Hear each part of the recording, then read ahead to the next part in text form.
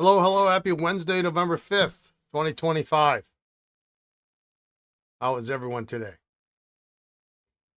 Um, it was kind of funny today. Good afternoon, Hans. How are you? Russell, Juicy. We mail carrier came in and she gave me my mail, and it was a brochure for the local pizza place, which is 3 minutes up the road. And about 2 minutes later, I get a text from Lisa. Hey, do you want to go to Pagoni's for lunch? They have a pizza buffet, so pizza, pasta, salad, all that stuff. Yeah, that was my lunch. Um, Wednesday. All right, we got a lot of stuff to do today. In the next couple hours.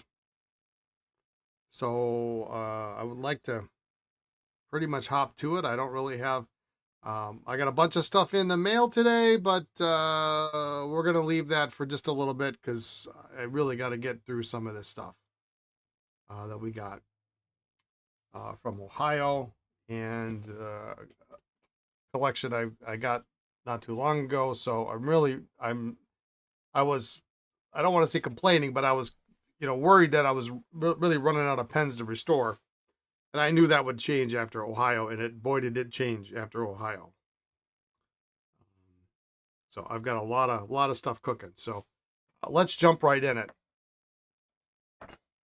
In this blurry picture here, we do have a pen. We're going to ink this up. Um, so this came today. And this is for Lisa. So I told her I would clean it, and I'm going to ink it up with some Sailor Gentle blue. And this is the old Gentle. So we're going to see. Hopefully this looks clean. Hopefully it is. She was kind of excited to use it.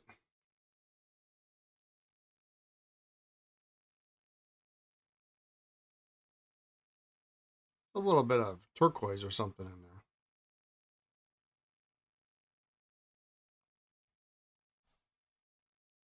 Not much. Ooh.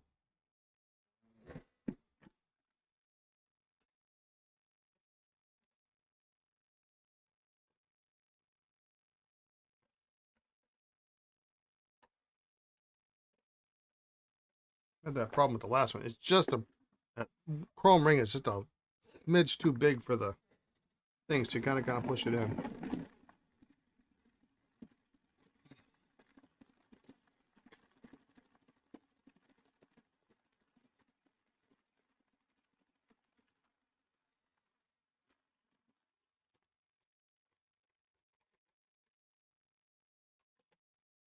And then this happened.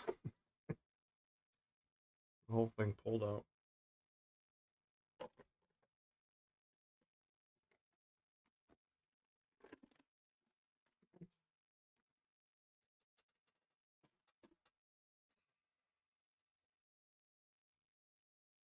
Mm.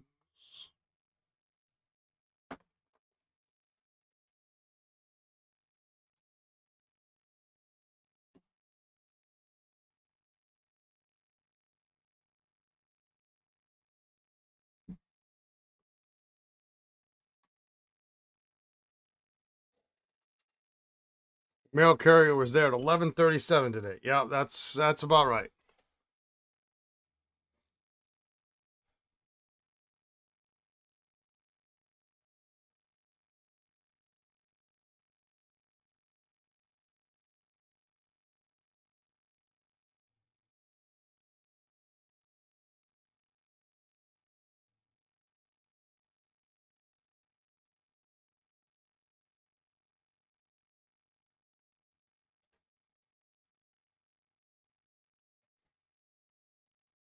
So she will be happy to. Boy, that looks good, huh?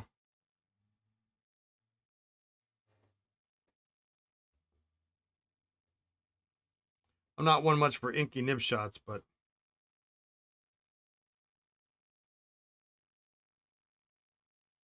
I do appreciate a snorkel that you don't have to get the stinking nib all dirty. Yeah, it's a pretty pen, and it's perfect because it's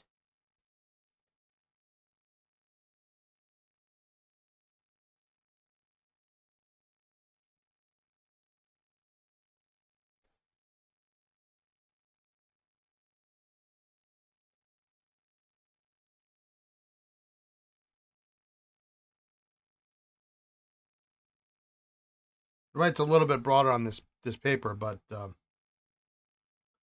think it'll be good on what she uses it on.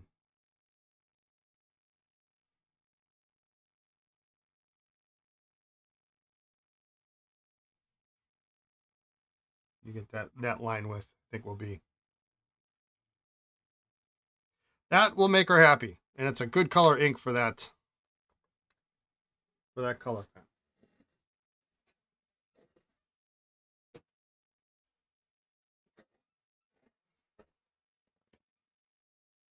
All right, that off.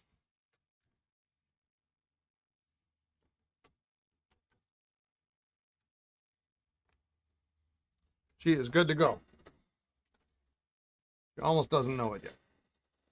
All right, so we got a pen in for repair today. We got this guy, a nice double jewel vac. Um,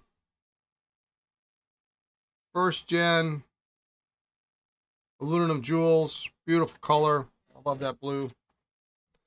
I found a nib for this Conklin.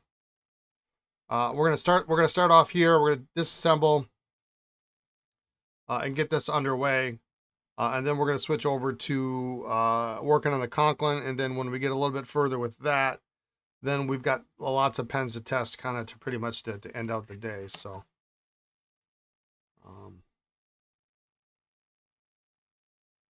Pretty decent sterling cap as far as these sterling caps go.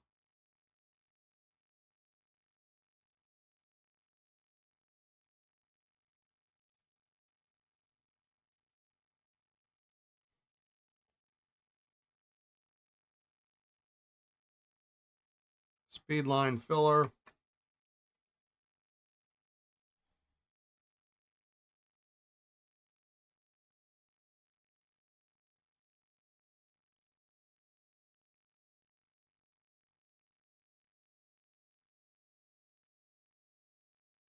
I unfortunately see a whole lot of adhesive in here, and so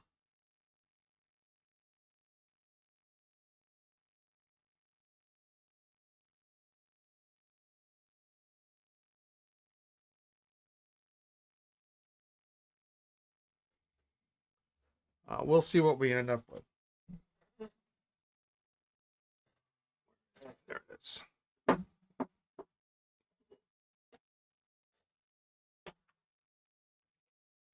So Scott sent me a new collet for my back extractor.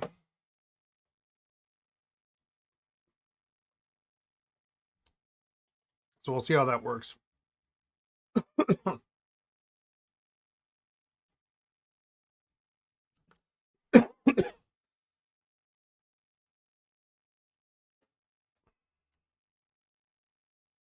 Yeah, that's much better. I don't know what happened to the other one, but he'll let me know. I sent him the other one back for analysis.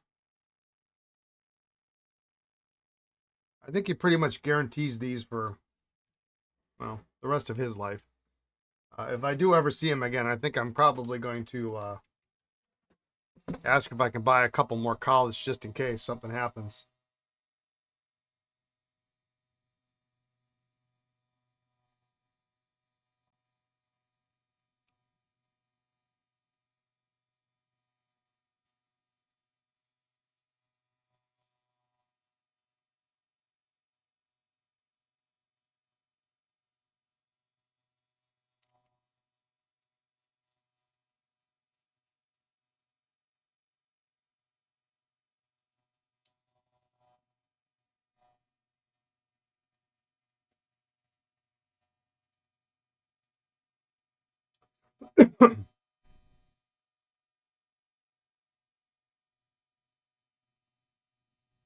Probably should have put new water on my in my ultrasonic, but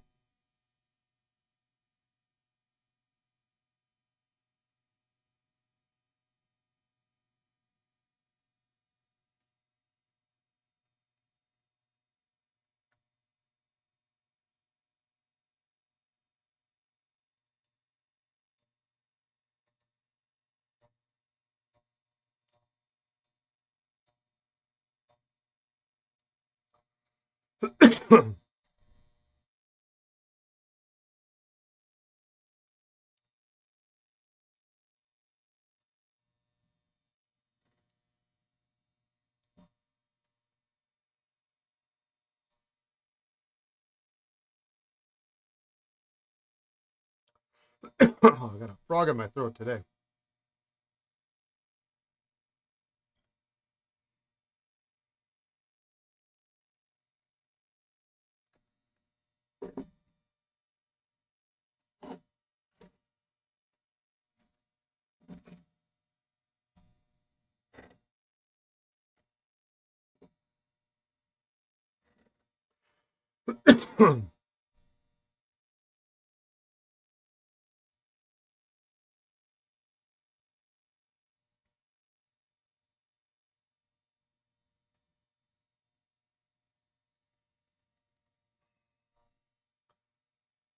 You don't come across double jewel 51s all that often.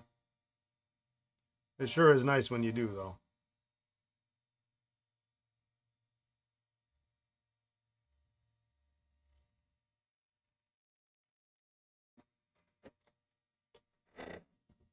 All right, I gotta find.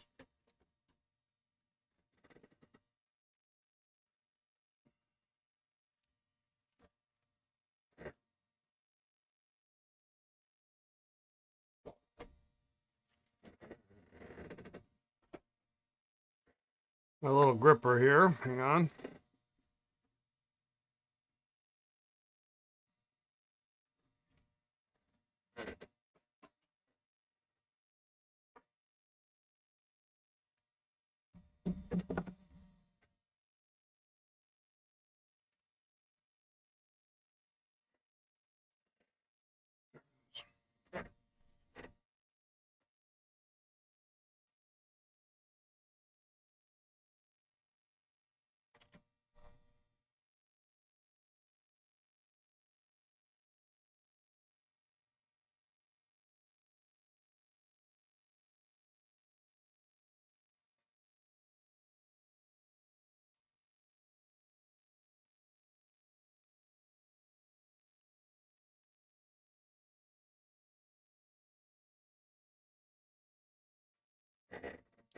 You broke your extractor handpiece on a really glued 51?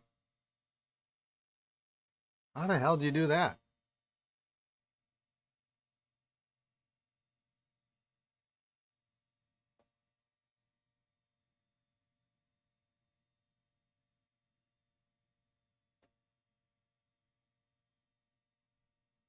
Yeah, the aluminum jewels are appealing.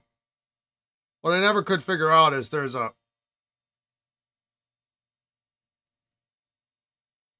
it's technically correct to have double jewel pens with aluminum jewels on one end and not on the other.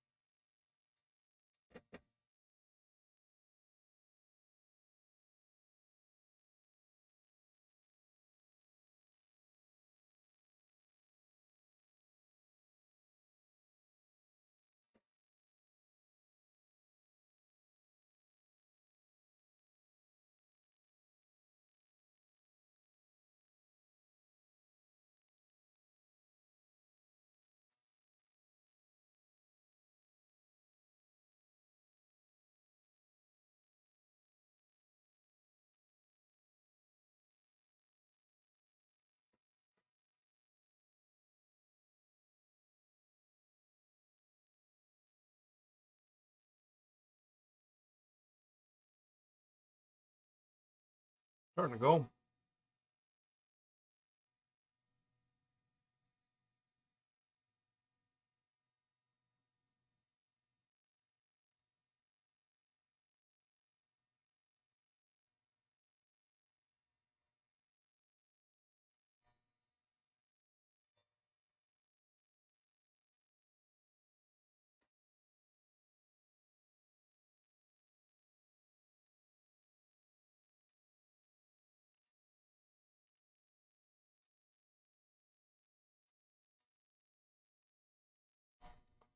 It's coming.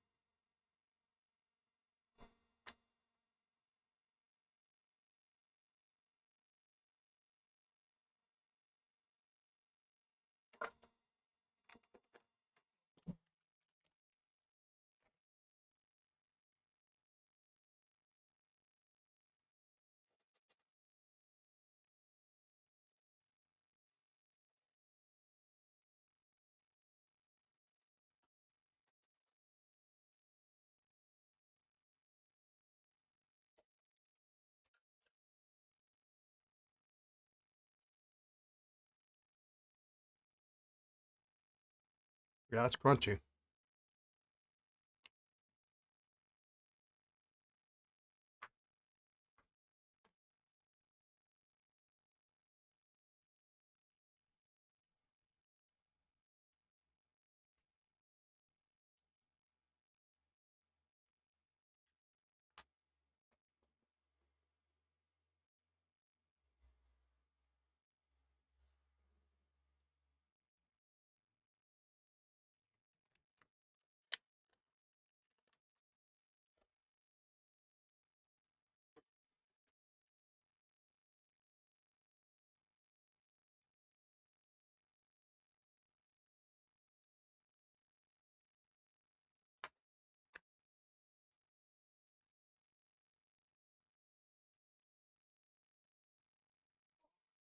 I dropped that in the ultrasonic. That's pretty clean, actually.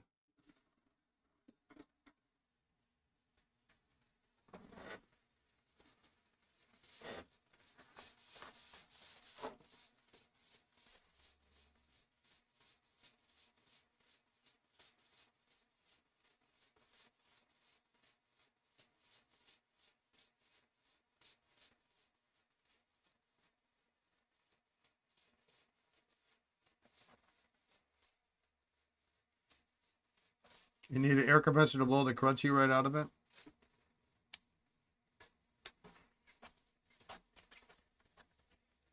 I like to contain the crunch.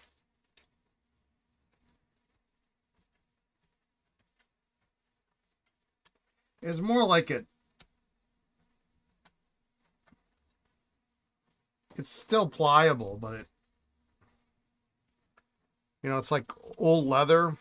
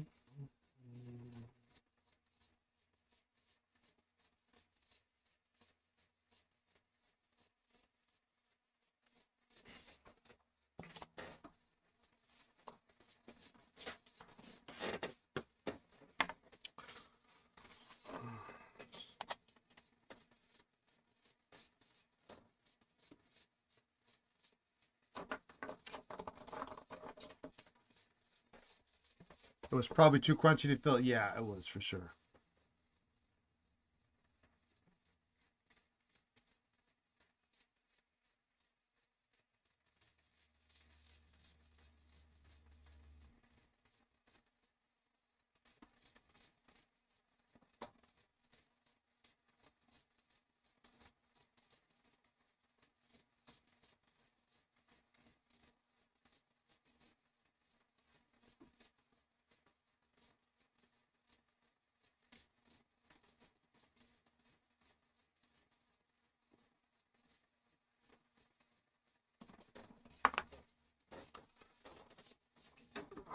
There.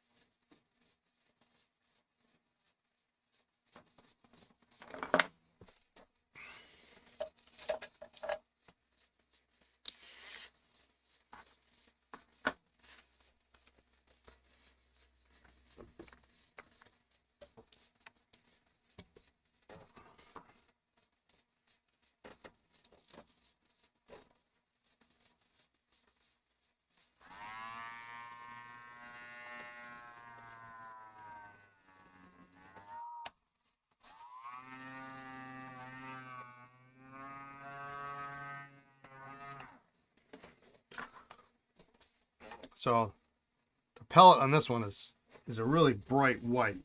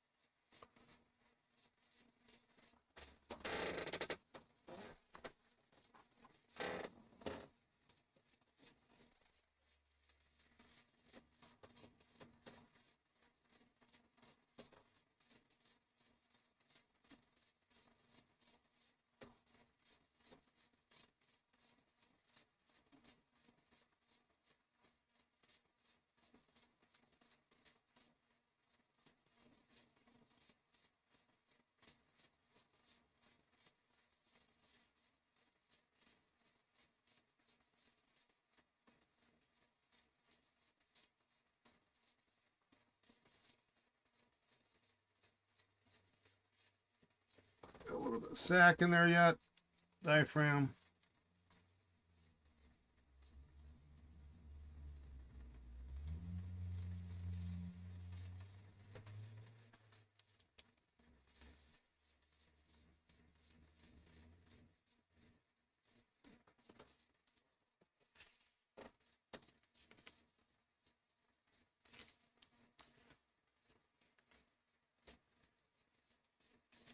I love this little pick from Dale Beebe. It's awesome.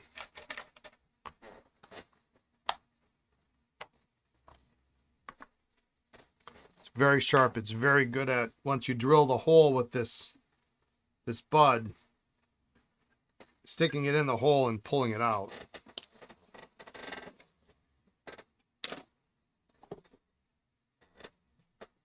And because it's a speed line, it's really pretty bomb proof.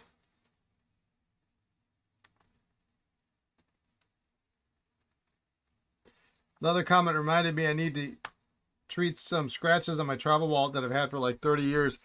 I had bought some leather conditioner a while ago and had treated it then, but the other day noticed an area on it that needed care again. Yeah, Lisa usually takes care of my leather stuff for me because she likes to do that. She finds it soothing.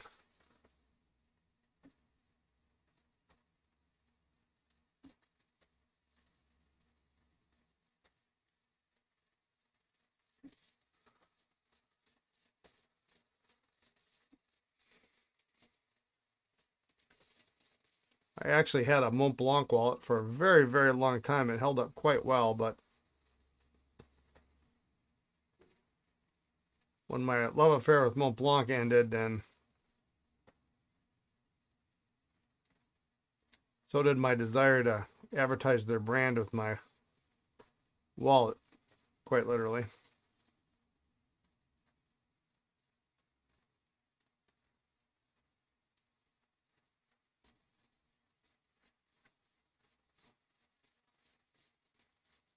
Of course, ironically now, I think I have to pull it out. I don't even know. Yeah, ironically now, I have an Amiki wallet, which I like quite a bit, but I'm not real happy with them either.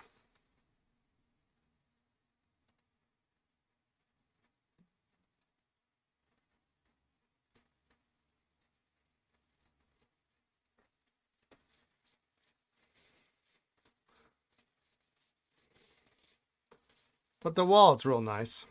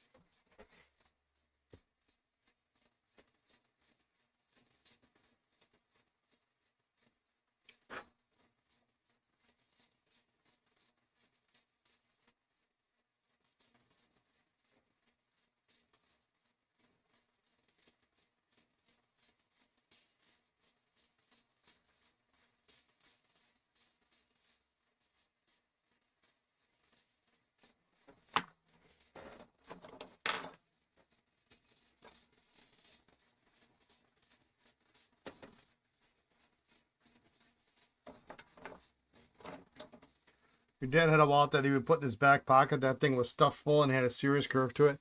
Yeah, I bet his spine wasn't all that happy about it. My dad's wallet was that way too. It was, it was like that, literally that thick.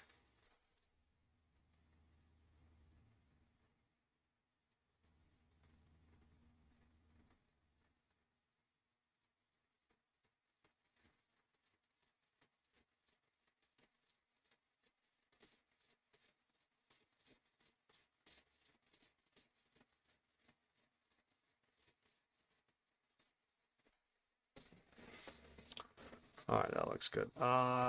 Give me just a second. I got to step off screen because I ran out of diaphragms, so now I got to steal them from shop inventory. So I'll be right back.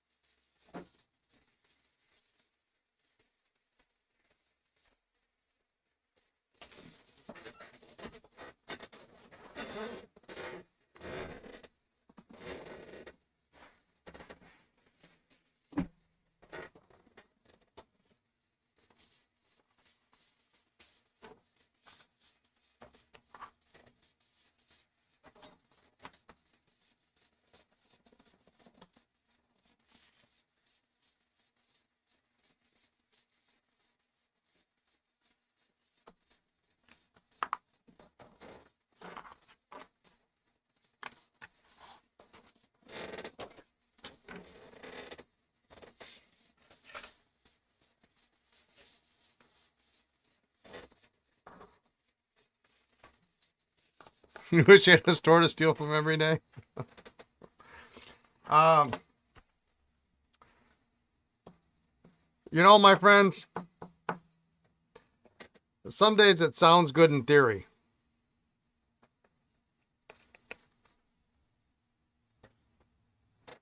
Too much information about my diaphragm. Someday it sounds good in theory, but it's not always the case.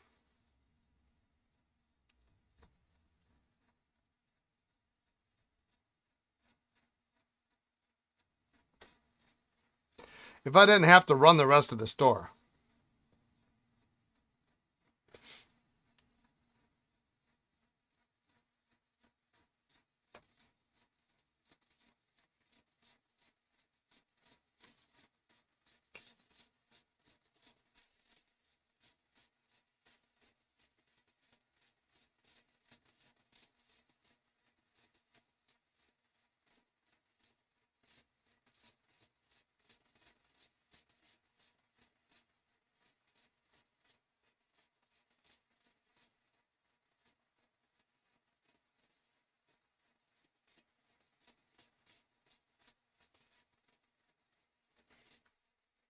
Well, some parts. Some parts are absolutely fun. Absolutely. Mail call today, very fun.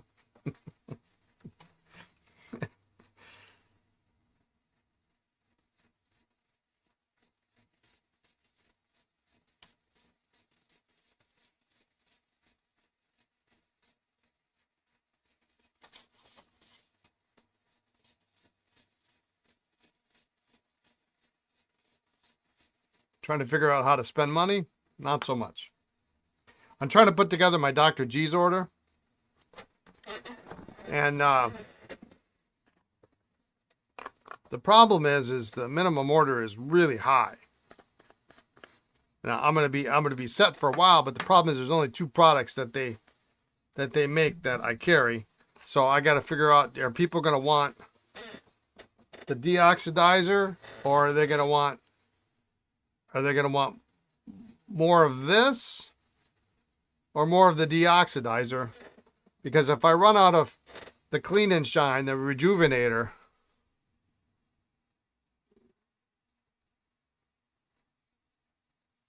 but I have a lot of deox left, then, there's no way I can make my minimum order because there's only 2 products. They have a couple other products, but nothing that I would use at this time.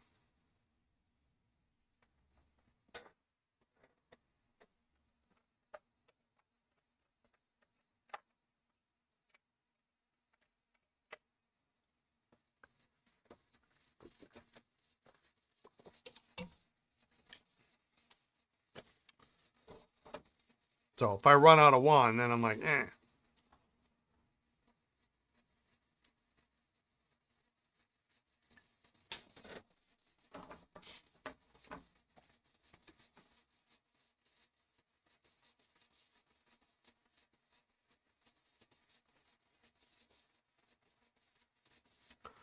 Can you let me know where to get one of those extractors? These guys here, well, currently they're made by a gentleman by the name of Scott Pauley, who lives in Michigan, and he doesn't have any.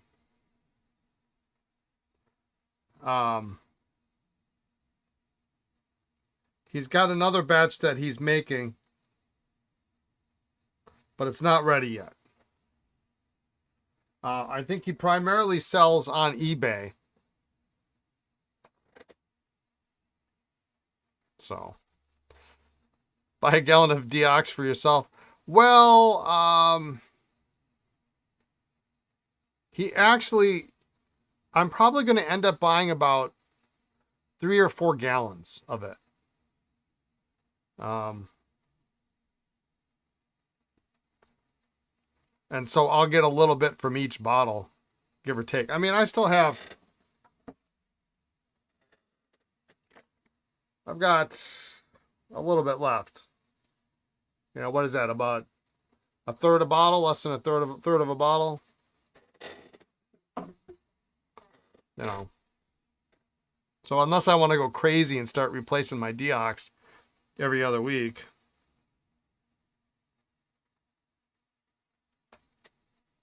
You think they'd want to work with you on that? It'd be no big deal if I just sold the Deox, right? If I just sold one. Then when you're out, you're out. You buy, you know.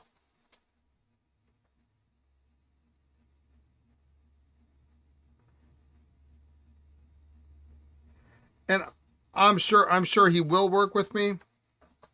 It's just a matter of, let's get the first order in.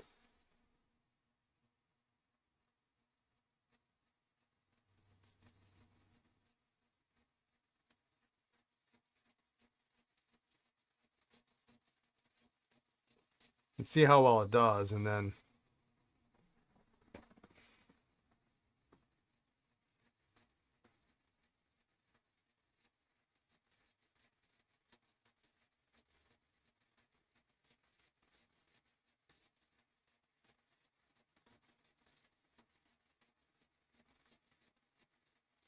I'm not necessarily in panic mode yet because I still got a little bit, but pretty soon.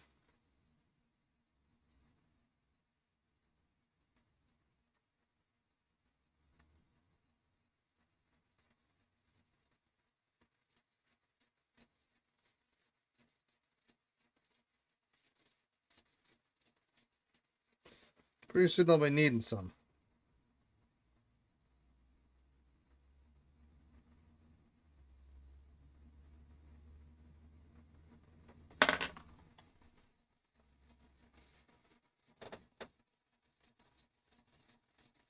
Any thoughts on the Birmingham Pens monotonic solution they make and sell? I'm not familiar with it.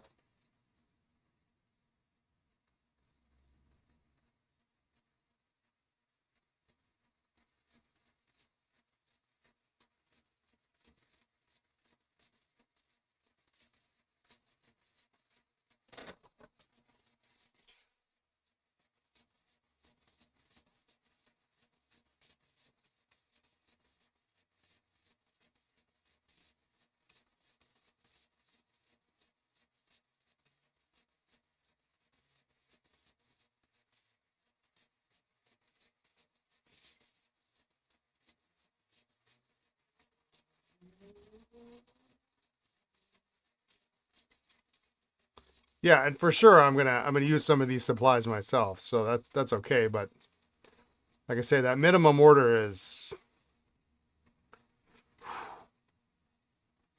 and they don't really have retailers, right? I actually don't know that they have any retailers, so it's probably more of a pain in the butt to wholesale it out than anything else. But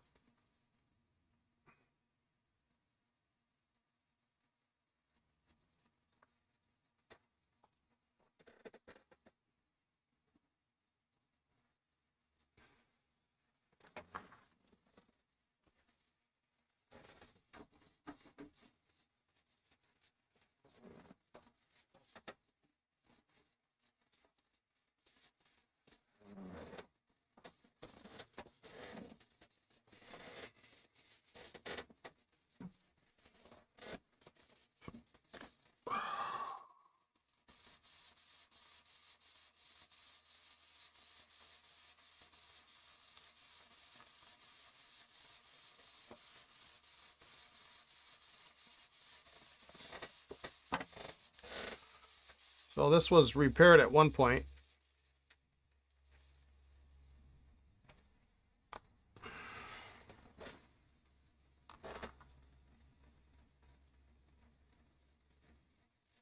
They could probably greatly increase sales if they sold it wholesale for retail sales. Well, I mean,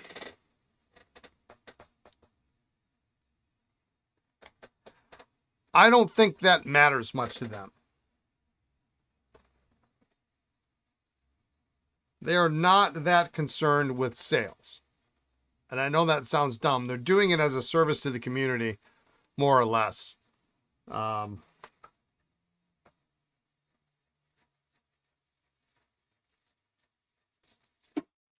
not in that business to make money. Or at least that's not the primary driving factor. Yeah, it is a niche product, and it is more of a hobby for these guys.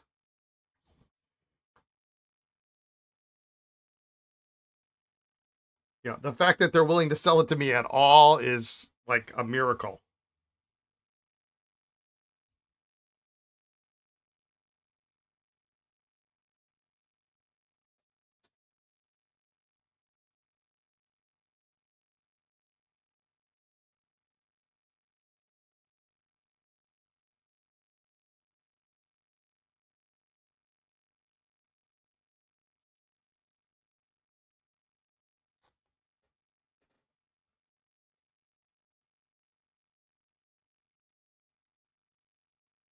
Does the nib on this fifth one have any markings? I didn't look. Didn't quite get that far yet.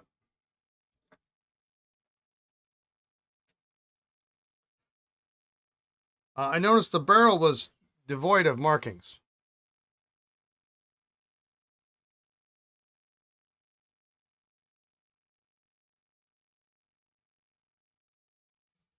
But there we go. Yeah, that's right.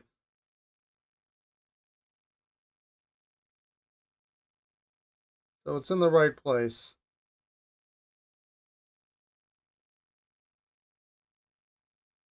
Yeah, so you got a 41 third quarter.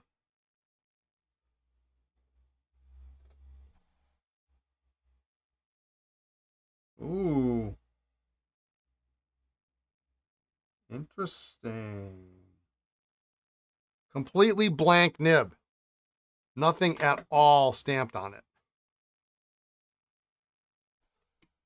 No Parker, no nothing. Yeah, it's a correct first year nib then.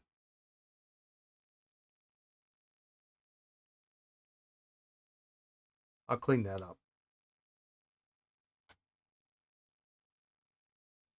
Yeah, I feel stupid. I'm like, oh, I'm looking on the barrel. No, of course it's on the blank cap. Yeah. And per our conversation earlier, um, I run across them so infrequently.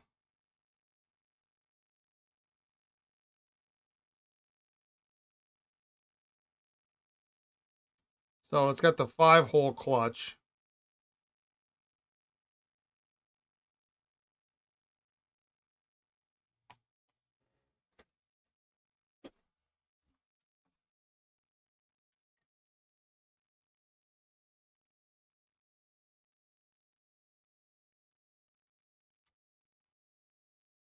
You think it's the wrong cap? Yeah.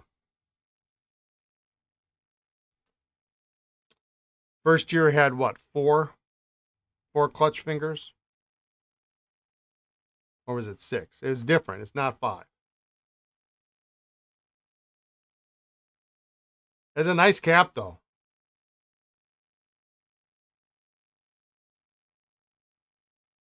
First gen. Yeah, I mean it's still first gen, unless somebody put a aluminum jewel on there to match it up.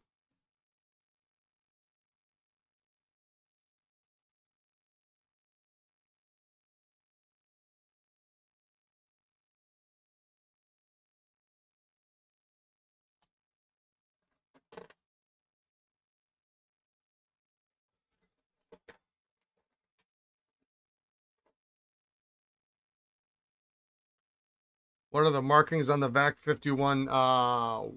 Where?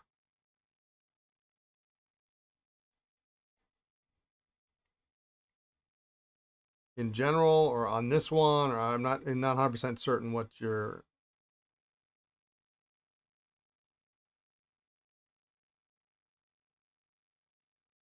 asking, Juicy.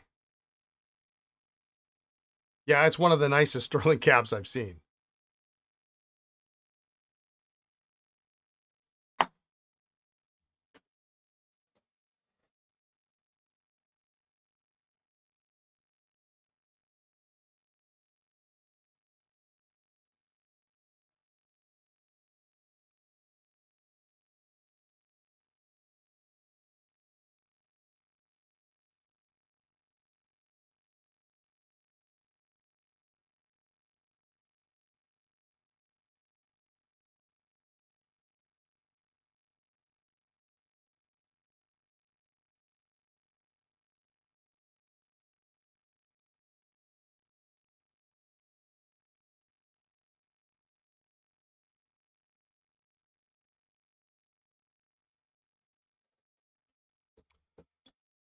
Sorry, I got a lead on a collection, and he just messaged me back. Um, in general, first year are marked on the blind cap. In other words, they're marked below the clutch ring. It'll say Parker 51, made in USA. There'll be a date code, number stamped, Um,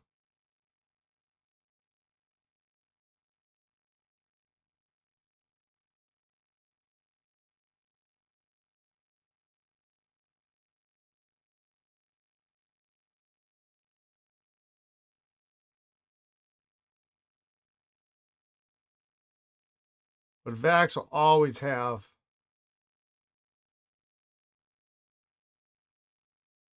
a date code stamped.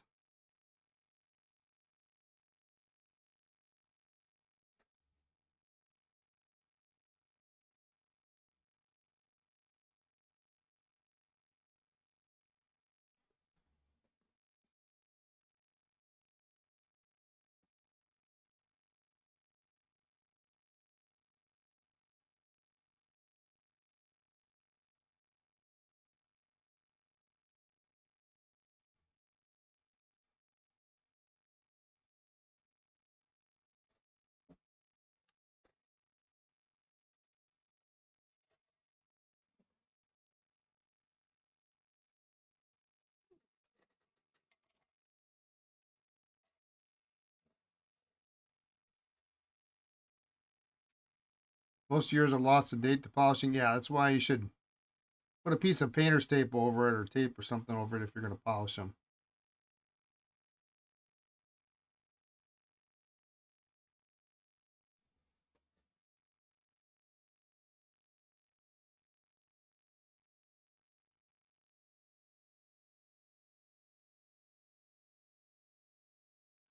There's also not much there, so they can wear off naturally over time.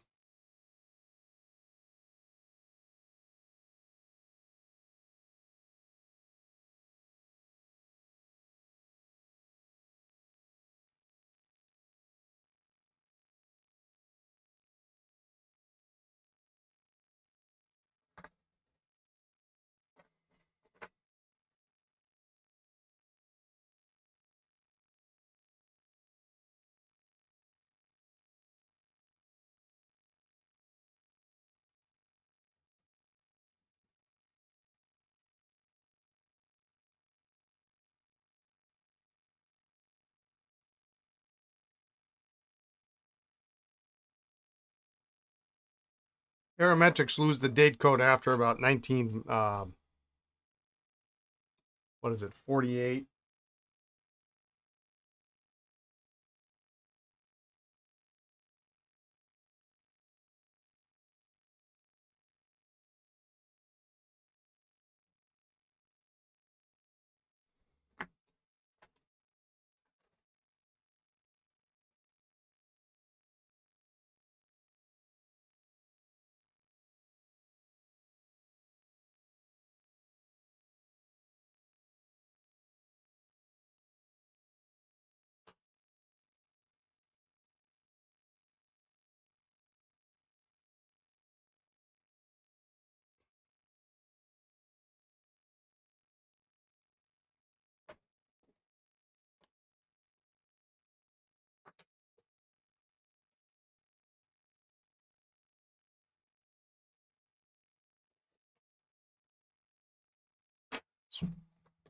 It's right in front of me.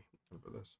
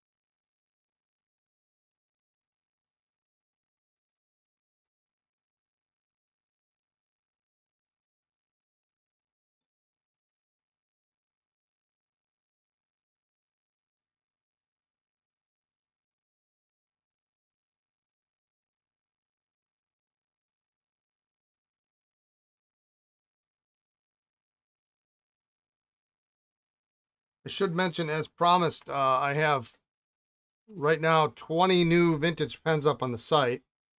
There'll be another possibly 4 more tomorrow. I've got a couple of Skylines on hold for somebody who's coming in tomorrow to take a look at them. So if he doesn't want them, they will come up for sale. They're kind of nice.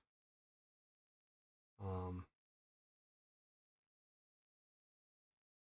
but I've got a bunch of really nice slim Targas, including several of them with broad nibs, really nice medium nibs.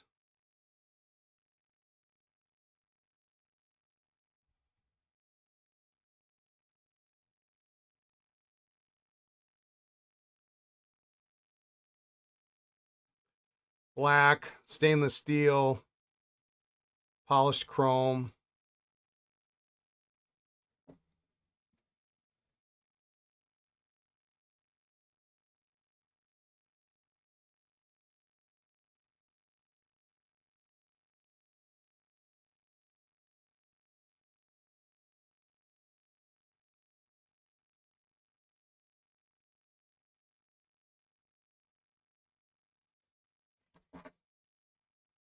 All with converters.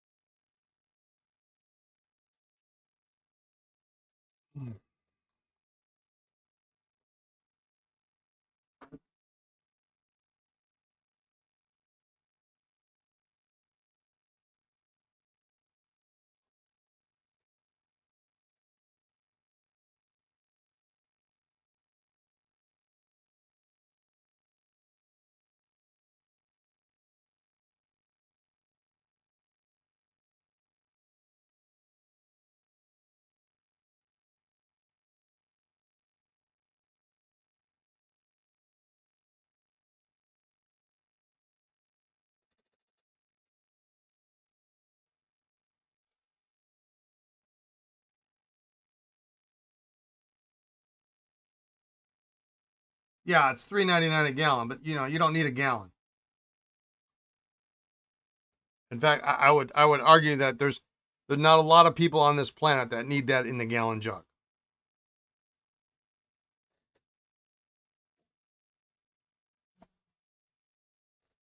If you use it a couple of uses and throw it away, and you do as many repairs as I do, then you need a gallon jug. But I've been using it pretty much since Ohio 2 years ago is when I got my first bottle, and I've probably used. I think I'm on my third bottle, my third 10-ounce bottle. So you just get the 10-ounce bottle. You don't have to worry about it. I mean, there's a cost savings of buying a gallon, but it's not a cost savings if you never go through it.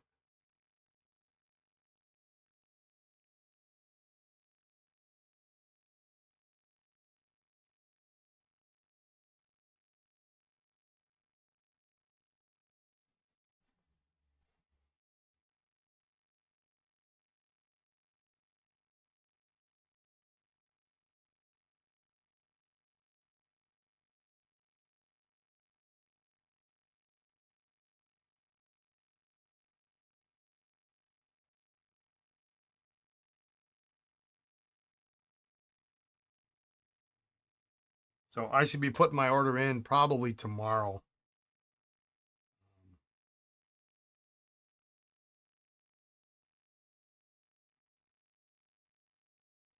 And I know they've got the Deox ready to ship.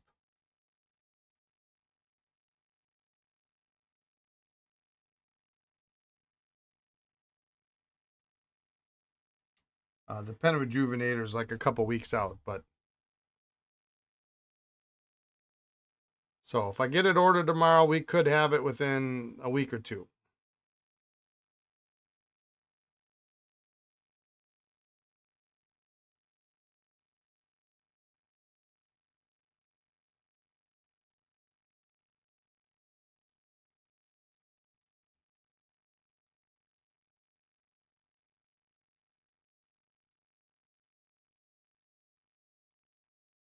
Just trying to get these threads cleaned up a little bit.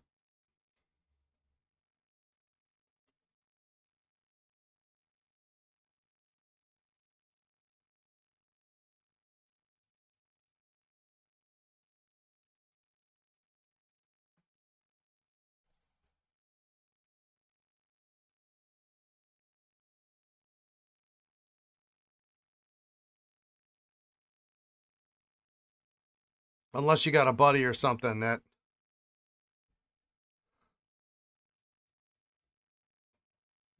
you can share the gallon with, but even still, I mean, 128 ounces of this stuff is.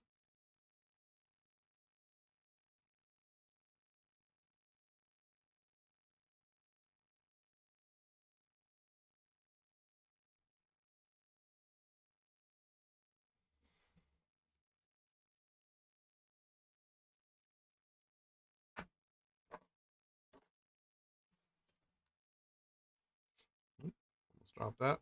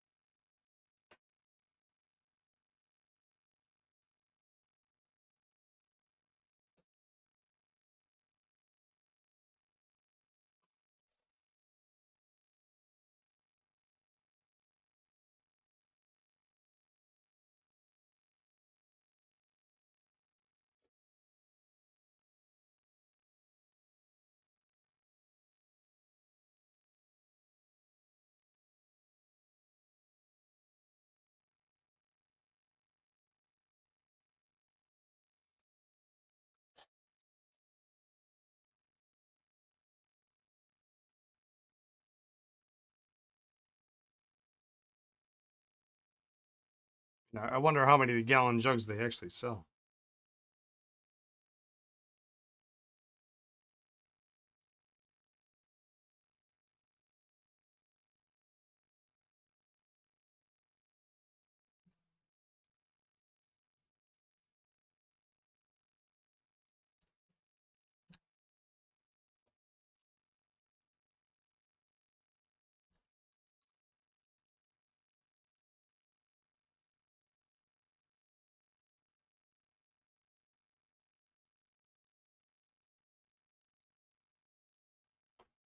You only save $7 a bottle by buying by the gallon. Yeah, I mean, it's not much.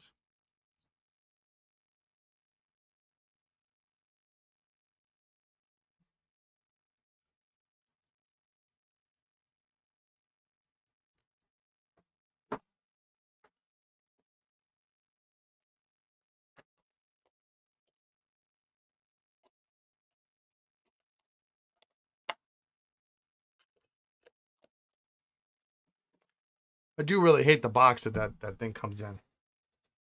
It's it's harder than I'll get out to open.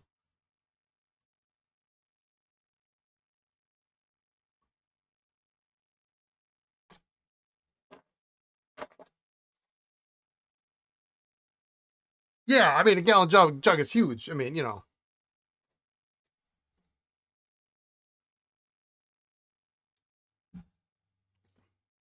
like I say, most people, unless you're doing a lot of, now I do a lot of small things. I do a lot of small parts. I very rarely do full size hard rubber barrels. If you're doing a lot of hard rubber barrels and caps and things like that, then yeah, you're going to go through it a little bit faster. If you're just doing end caps on Duofolds and cleaning out, um, I don't think this will get much cleaner, but well, we can drop it in here and see what it looks like.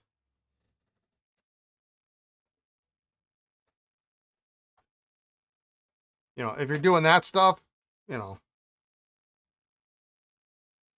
if you're using it for assisting in ink removal, then yeah, it's going to get dirty quickly.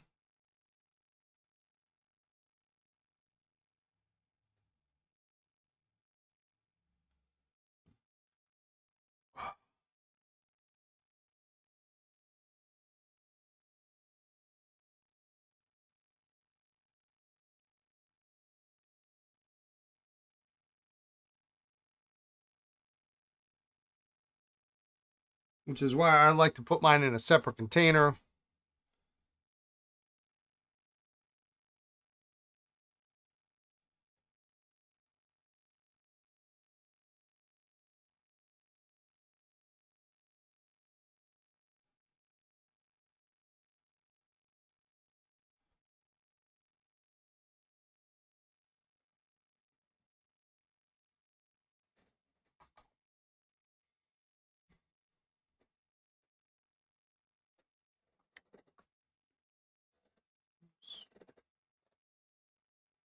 I have Q-tips everywhere on this desk.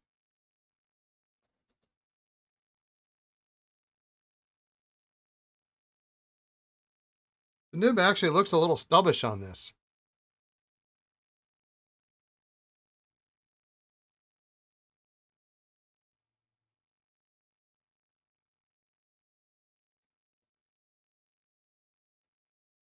Like a fine stub. Nothing too outrageous.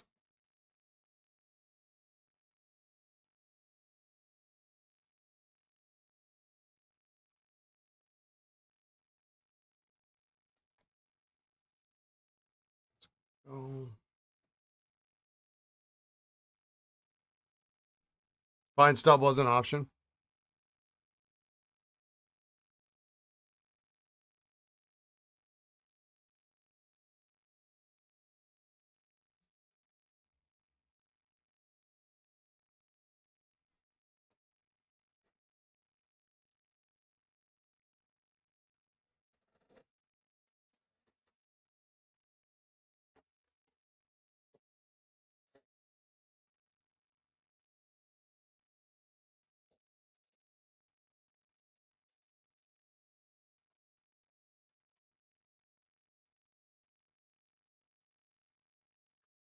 You look and see where the cap is marked sterling. It would either be on the top.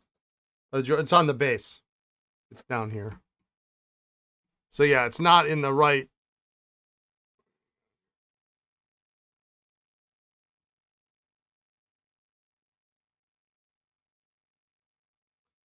It's right here on the cap band.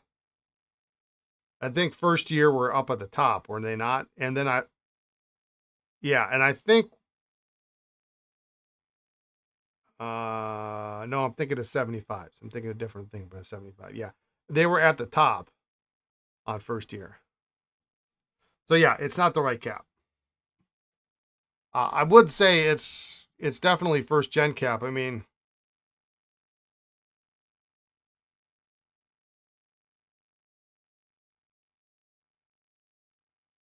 it looks really pretty good.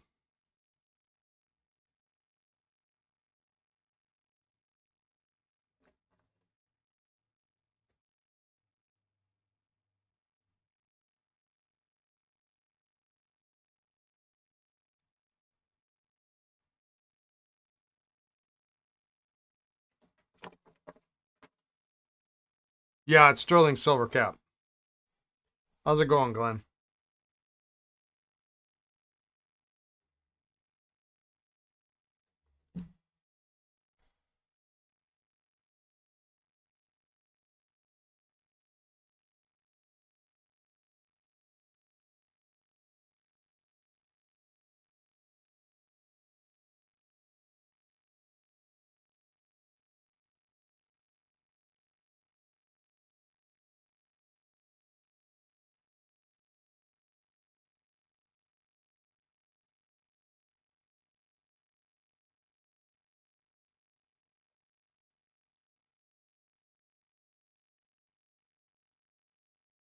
I was very lucky last year in that I came across not only a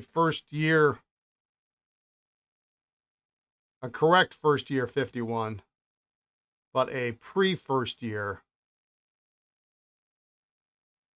model.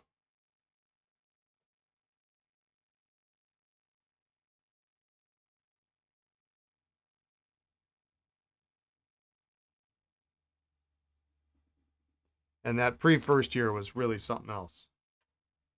I mean, and we looked at it a long time to make sure,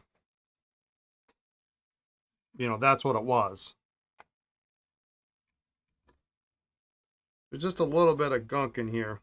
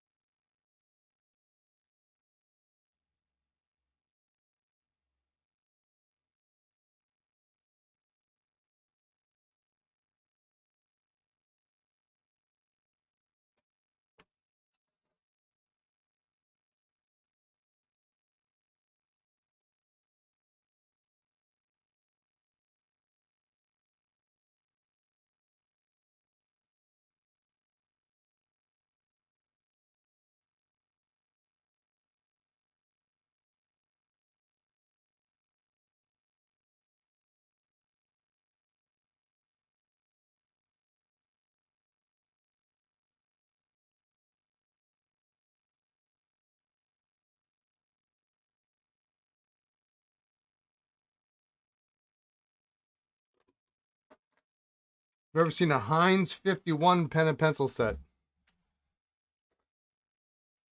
Heinz 51, huh?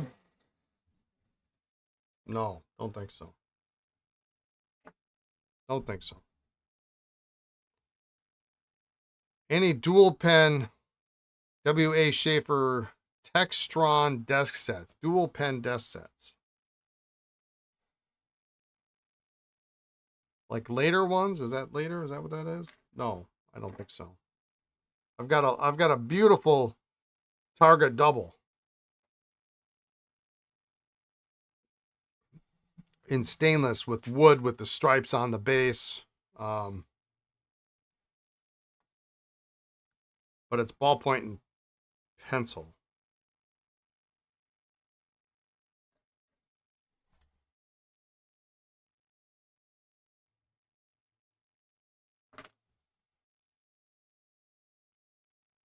Yeah, yeah. I just can't remember what's on the box. I have the box for it too, which is outrageous. Because the box is like this wood grain look on the box. And the funny part was is I had a single and I really liked it. And I didn't want to sell it, but I sold it. And then all of a sudden, like a couple weeks later, literally a couple weeks later, the double walked into my store.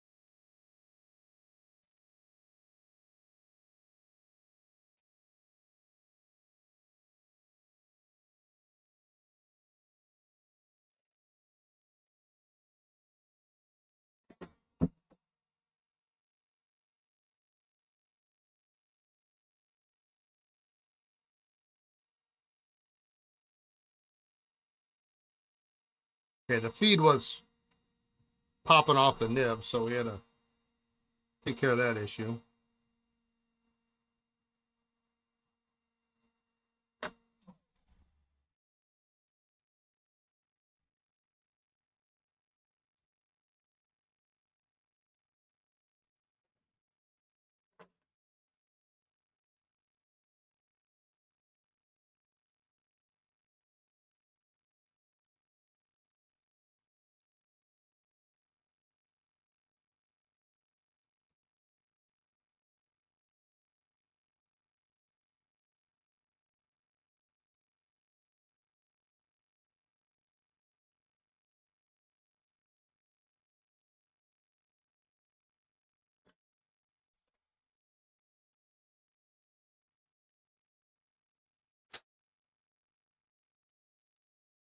Oh, a personalized 51 set with the Heinz cartouche on the pinlet. No, I've never seen anything like that.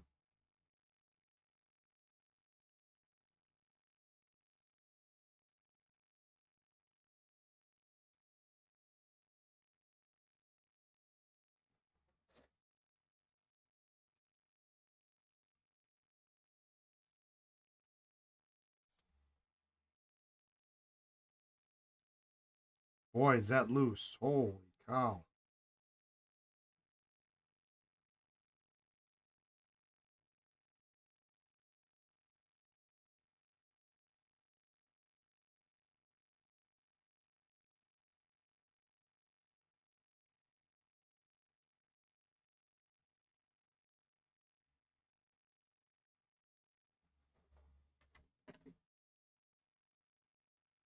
The hood should keep it in place, though.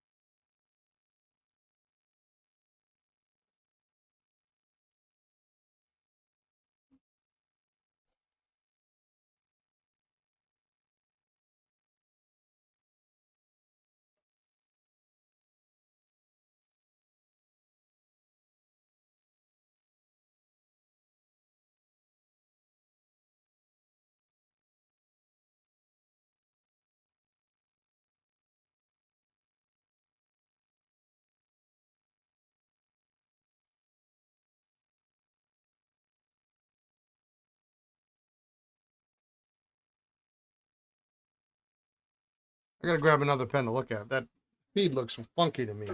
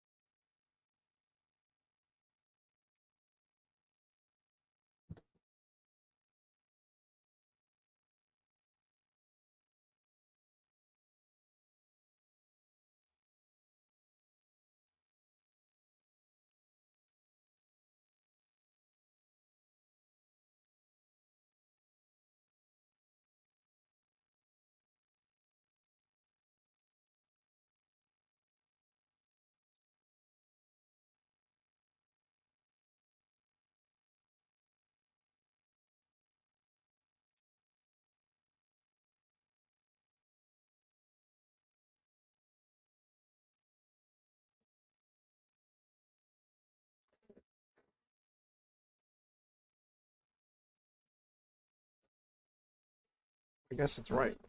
It just looked a little weird, but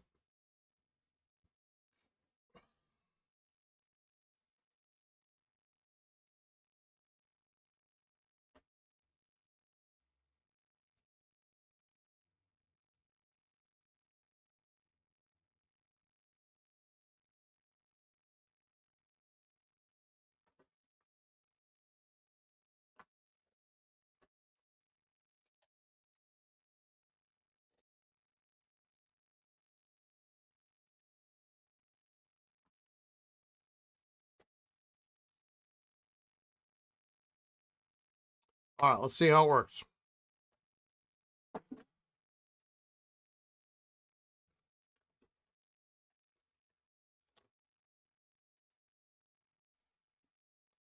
Well,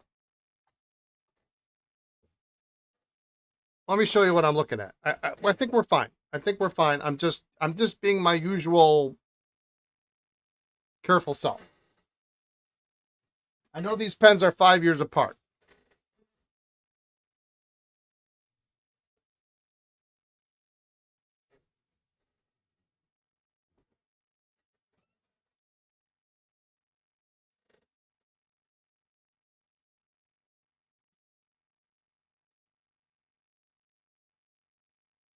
Trick is to see if I can get this to show up on the camera. So you see that big gap?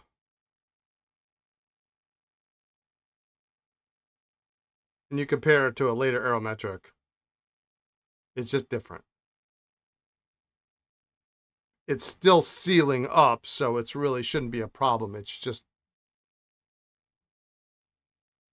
sometimes you do these things and you do them a lot and then you don't pay attention because it's normal. But I think they're correct.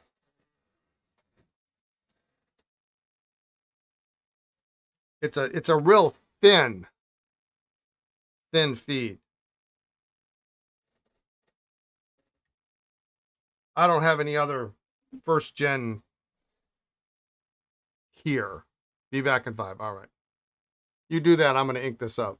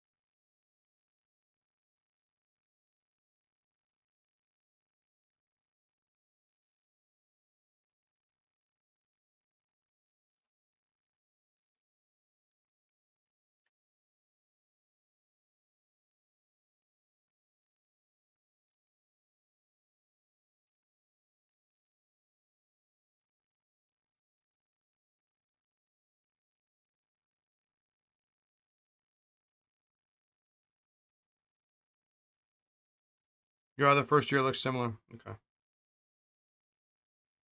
Yeah, it's just one of those things that, you see it so often and then you don't really think much of it. And then all of a sudden you look at it in a different light. And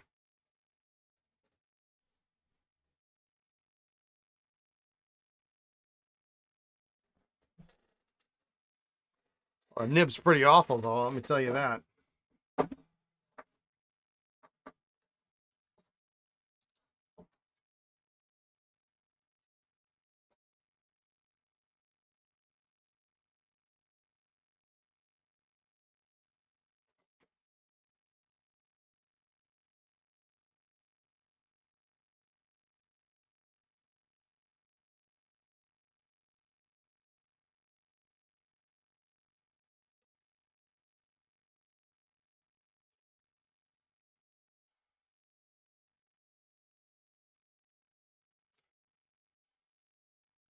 Yeah, the first thing I was thinking is like, wow, is this ink just gonna pour out of there? I mean, what are we doing here?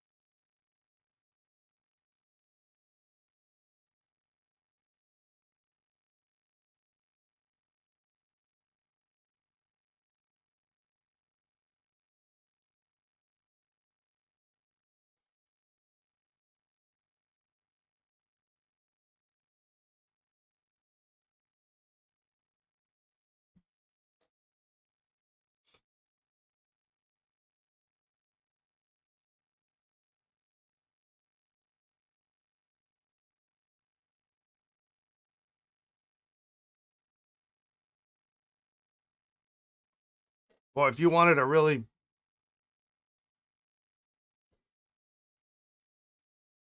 meaty writing pen, this ain't it, unfortunately. But I mean, you don't have any options, right? If it's original first year nib, it's very extra fine finish.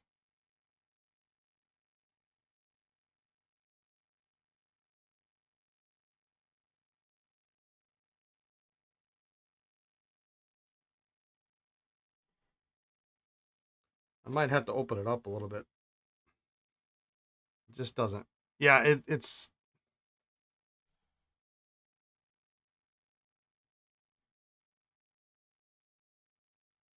I'm gonna have to open it up a little bit. It's just it's not feeding very well.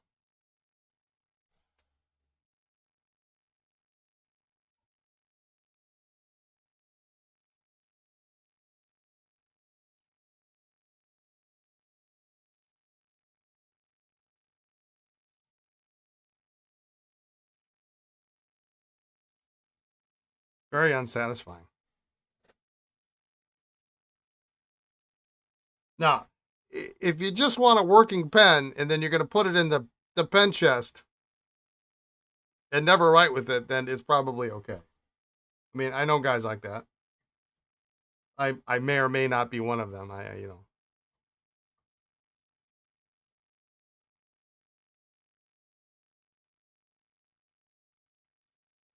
The other day you got a 51 feed so clean you mistook the small piece of ebonite for ink.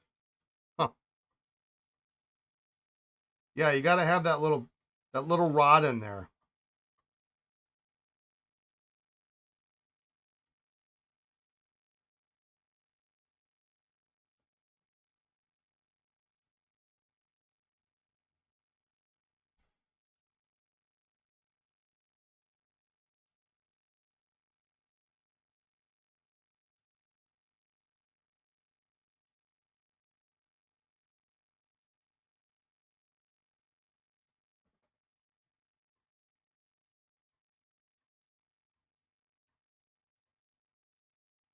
Yeah, if you have something restored, it is nice to write with it.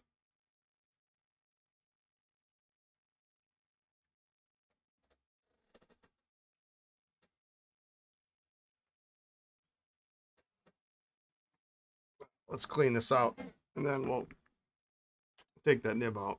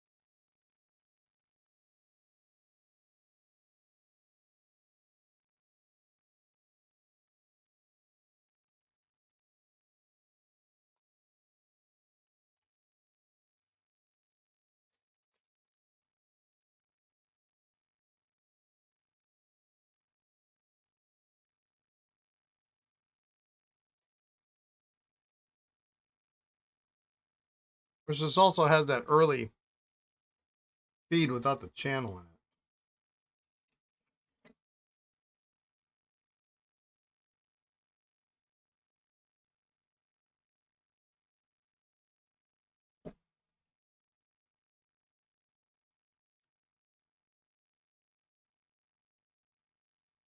It's super tight, though. Holy cow.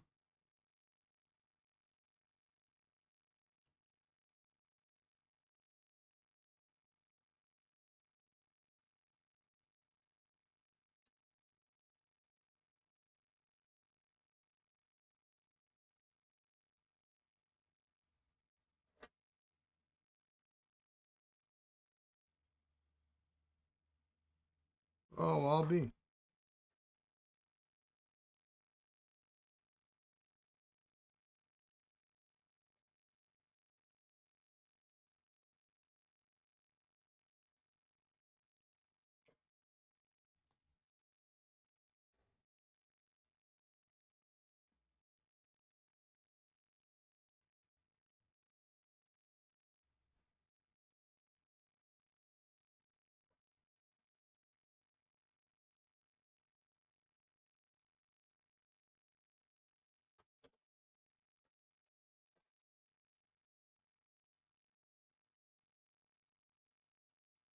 All right, let's try this again.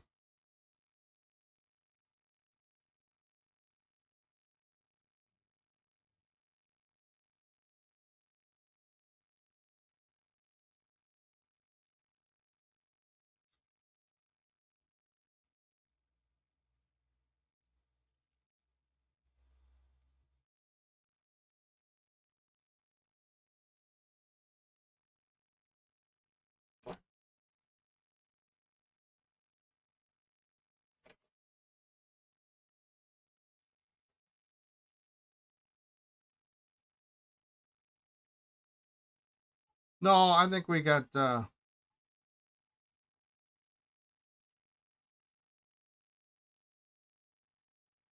think we can make improvements here.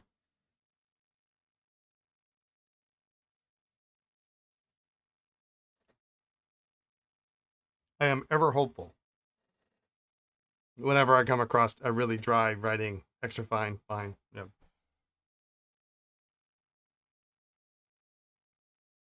There we go. That's what I'm talking about.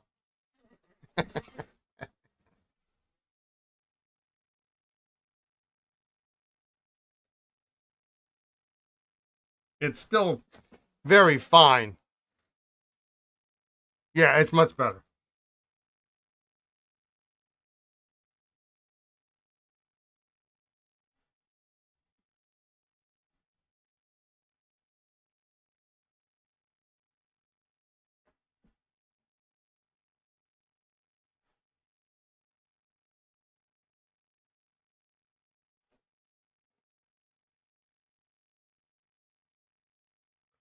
You know what? I didn't look. I didn't look. Check. Yeah, it's. Yeah, I mean, I'm not much of a fine 51 guy, but I would write with that.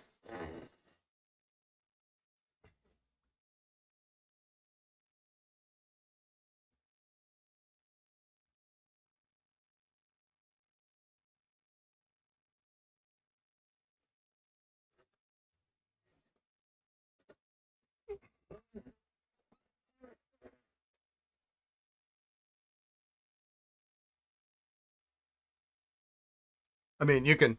It's really. I really hate this. I hate these new lights.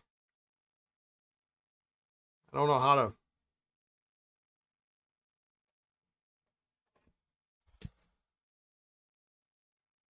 I really got to figure out how to do it. But you can see that how much better this is. Much darker than this nonsense going on up here.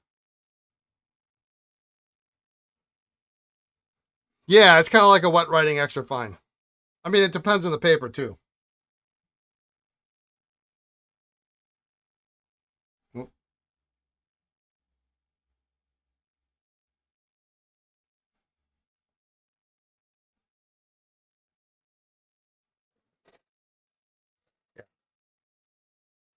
yeah, I think that's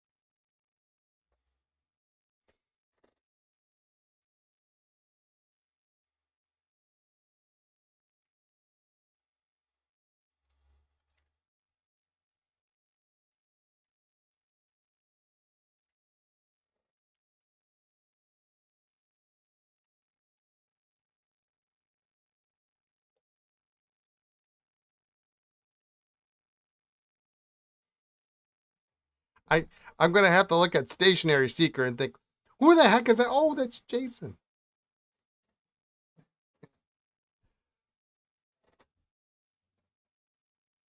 It's gonna take me a while to remember that, but I see the little badge next to your name, so I know.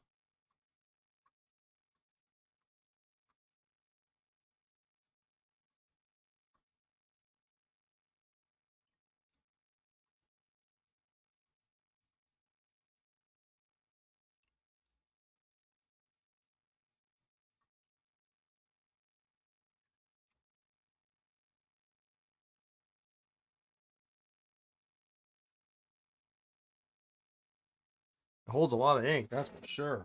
Holy cow.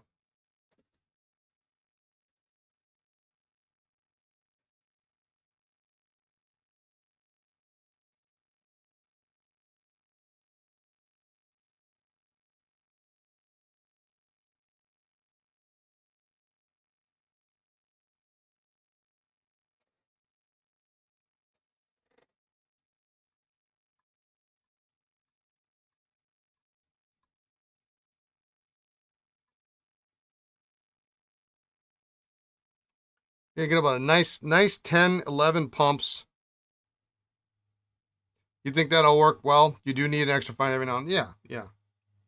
I mean, I don't admit it, but yeah, every once in a while you do.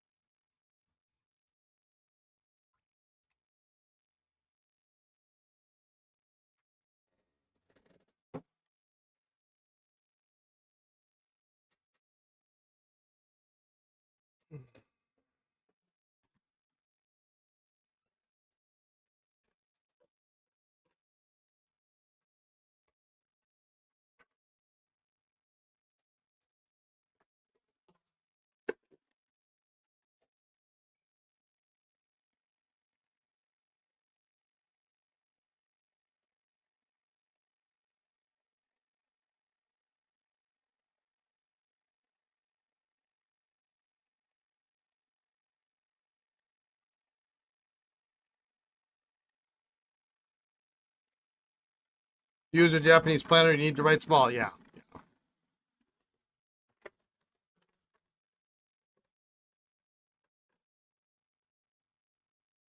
Uh,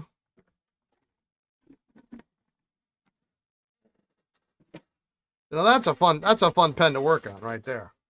I like that.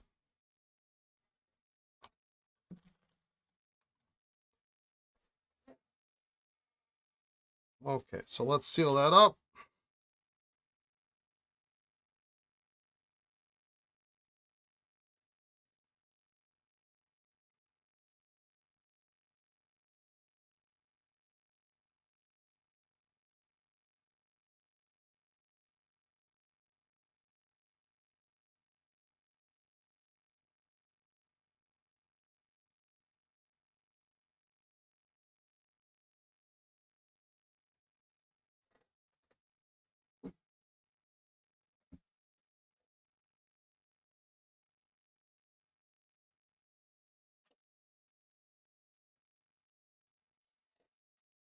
Did you miss the Parker's Penthusiast? No, not yet.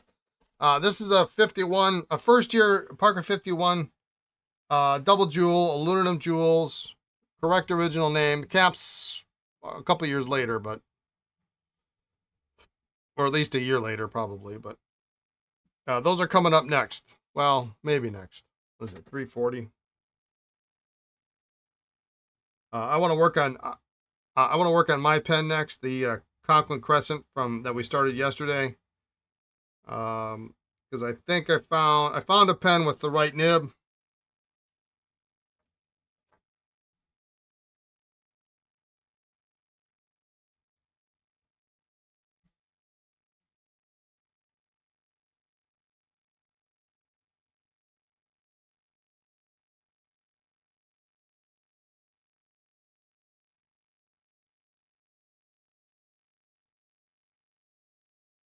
So I want to see how that nib works, and then we're gonna. Did you already talk about dating 51 caps? No, we didn't really talk about dating them so much that First year caps typically have, especially on the Sterling, will have the Sterling. This is a Sterling cap. We'll have the Sterling imprint up on the top of the cap, not on the bottom.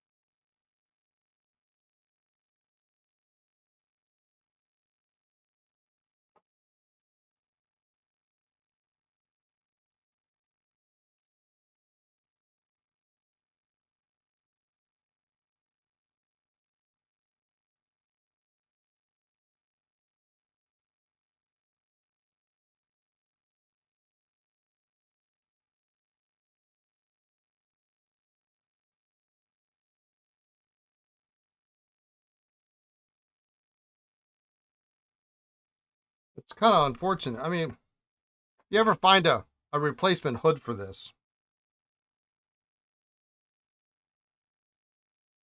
I mean, I'd have to be a perfect match color. It just, this.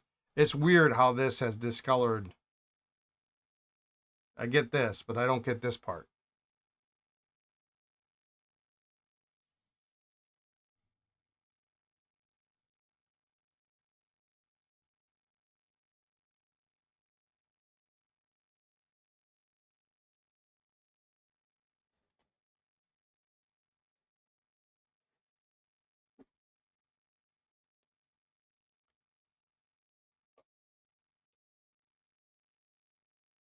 Now, the good news is since the date code's on the blind cap, if you happen to find another barrel,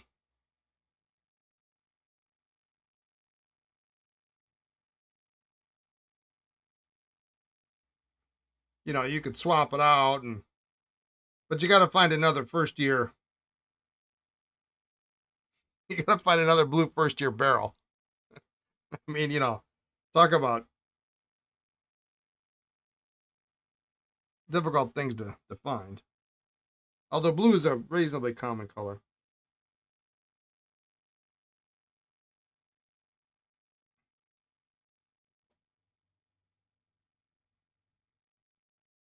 This cap's a little tough to. It's a little tough to get on, so I'm cleaning these clutch fingers here.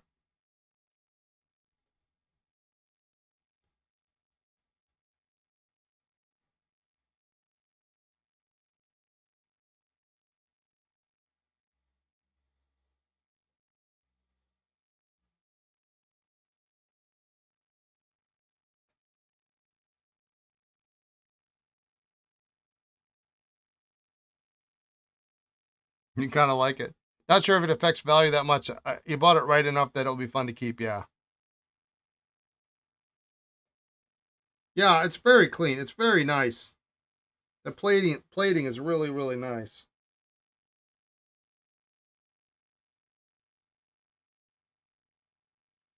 I just would love to see this cap slide on a little bit nicer.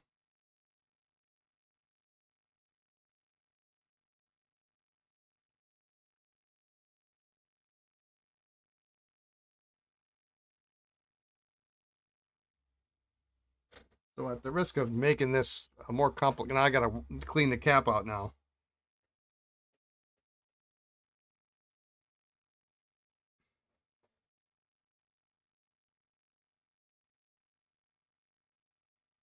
There's something just so nice and satisfying when a 51 cap just slides on there.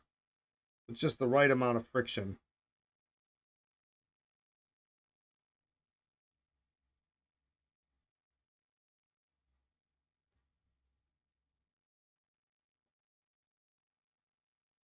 Yeah, and as we know, sometimes there's a couple different ways to. Happy Hump Day. How you doing? There's a couple ways to build collections.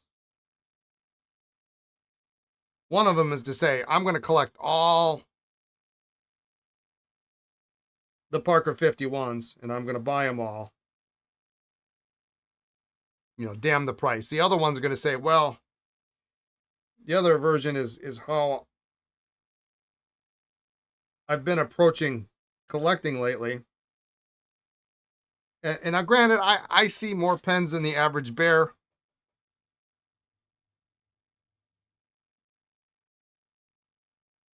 Either through shows or people coming in and selling them to me over the counter, that kind of stuff. But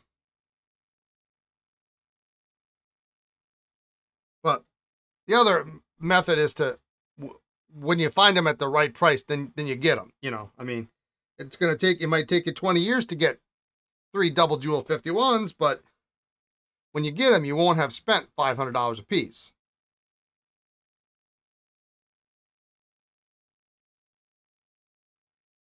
And if you look at it with the long haul perspective,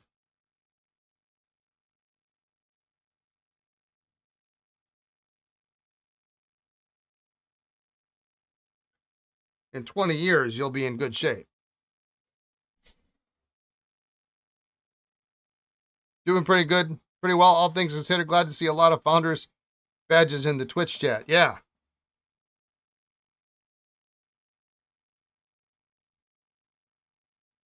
Your refills should be here soon. I'm having problems with this distributor lately, and I don't know if it's a temporary thing. I'm hoping it's a temporary thing.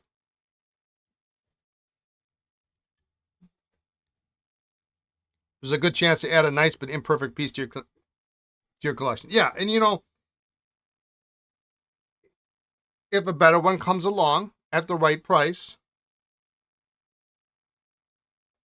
or maybe in the future you strike it rich and you can afford to buy that perfect piece, then you can upgrade and at least sell, and then you can recoup some of your money. Yeah. Everyone should use their Twitch Prime subscription to get their own badges. Yes, this is my selfless promotion here. If you have Prime, Amazon Prime does give you a free Twitch subscription every month. You don't have to pay for it. You're already paying for it. You can subscribe to this channel. I would be eternally grateful. Well, maybe not eternally grateful, but I would be very grateful. So there's a little bit of setup involved. It goes through. You gotta look it up, but they give you a free Twitch subscription, so you can subscribe to your favorite streamer.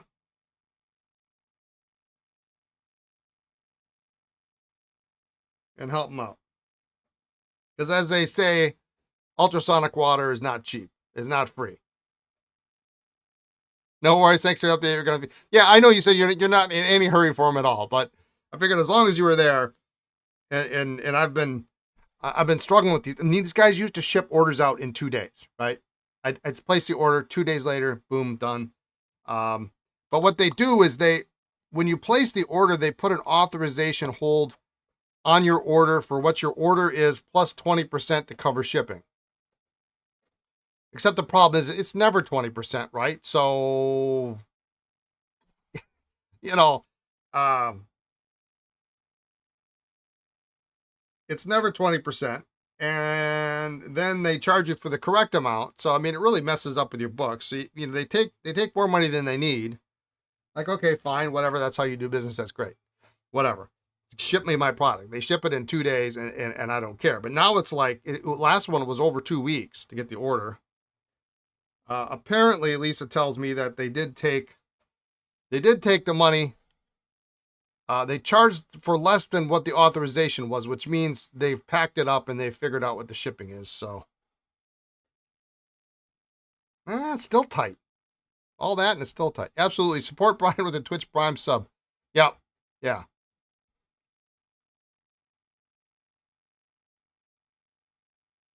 Why is that so?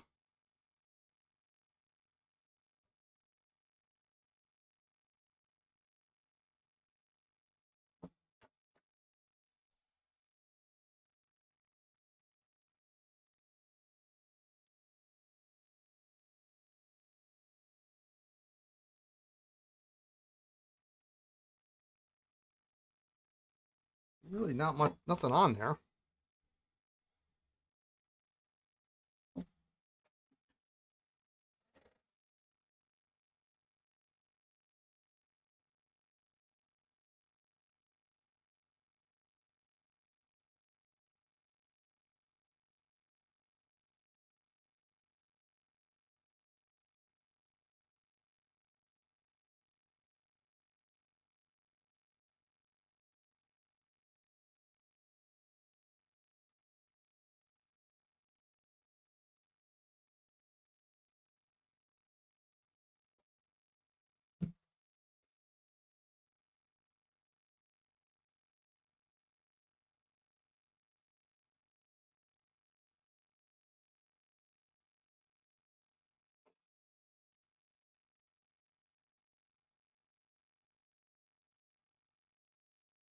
Well, Hans, I don't know if you remember how tightly this thing capped.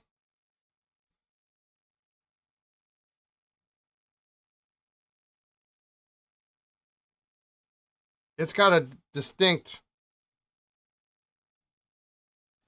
kind of chunk to it. You know what I mean? Um, if we really want to go nuts, we could remove this clutch.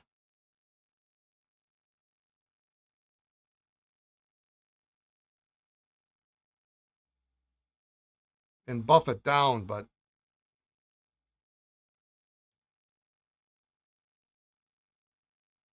you wonder if a first year clutch would help.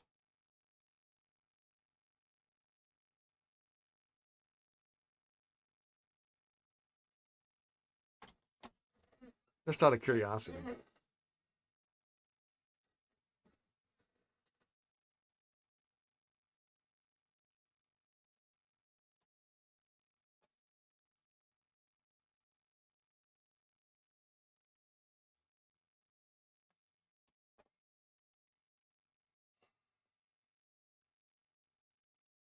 I should just leave this pen out here for as many times as I'm referencing this pen.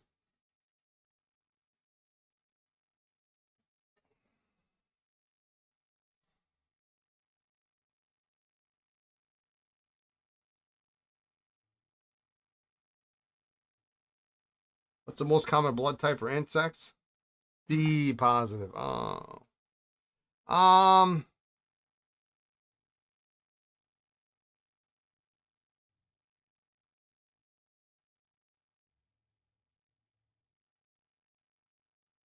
I wonder if it isn't a little bit out of round. I mean, I don't want to go down a huge rabbit hole here.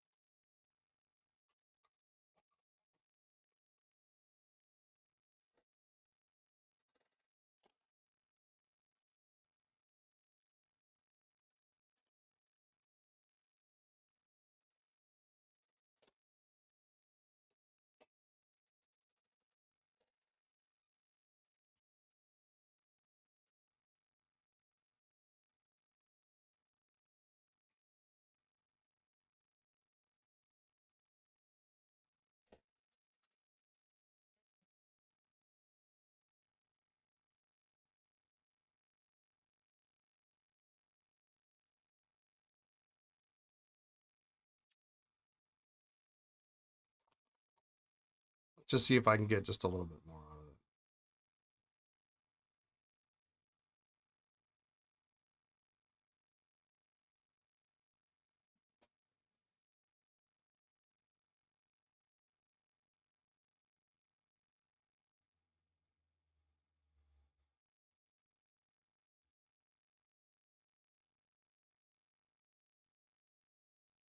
Positive it's the clutch.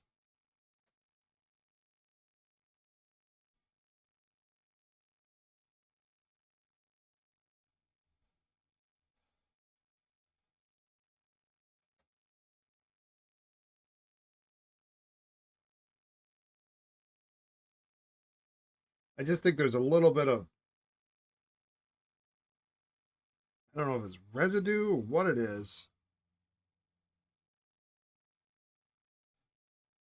on those clutch fingers, which is giving a little bit of resistance.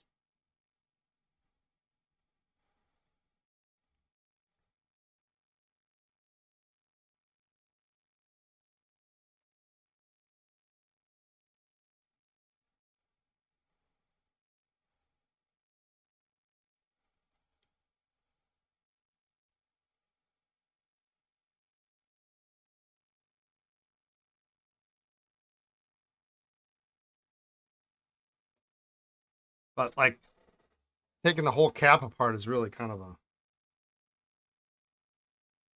not not where you want to be. I mean,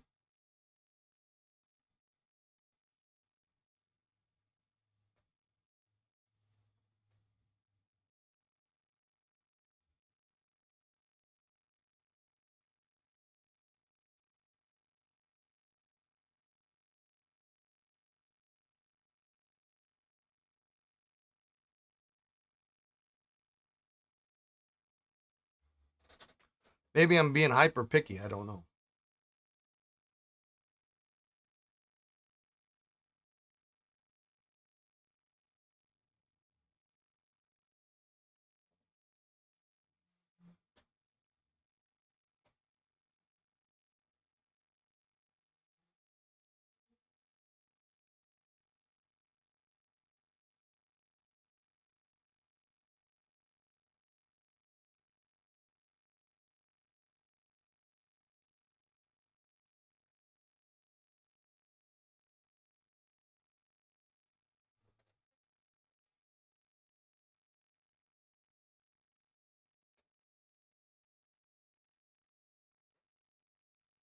It's just there's that feeling of the 51 cap. You know how they really wanted it to be, and this is not quite there.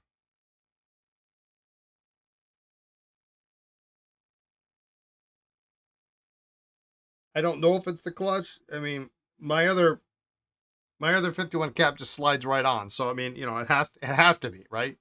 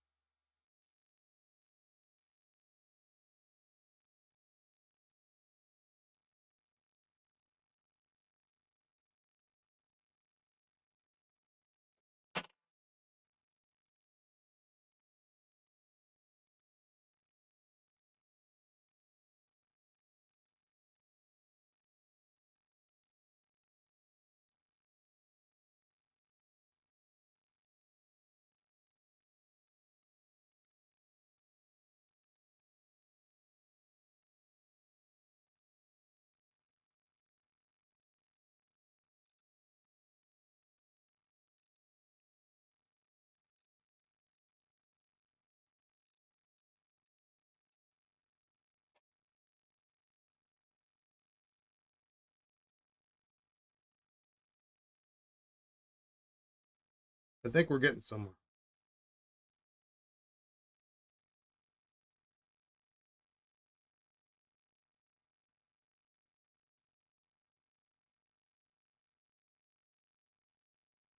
The most boring pen repair stream of all time. Brian messing with the 51 cap.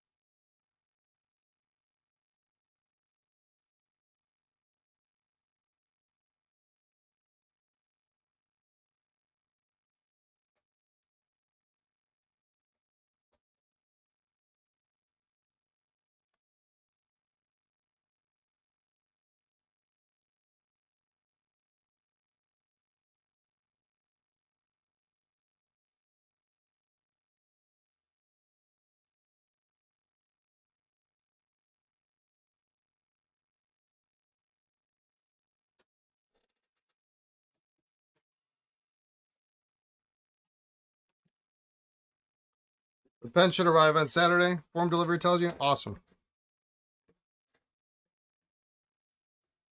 I hope you like it.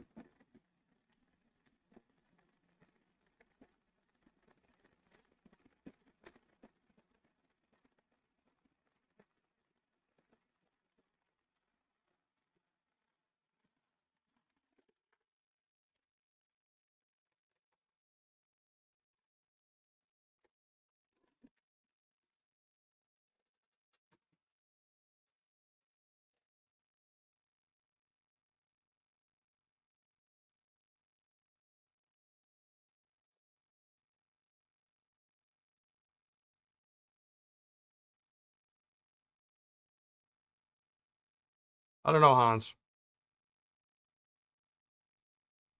I mean, it seals up. That's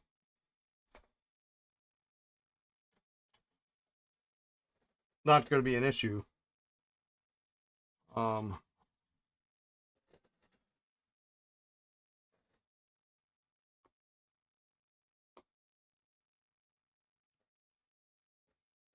I mean, if you want, I can pull the inner cap, and then we can see what's going on there. I mean, it's not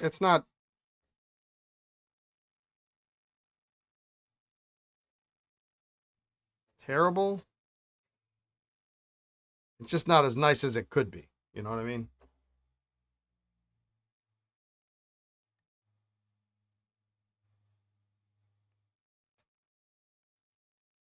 Yeah, it becomes a major project. I do what I don't, because that's when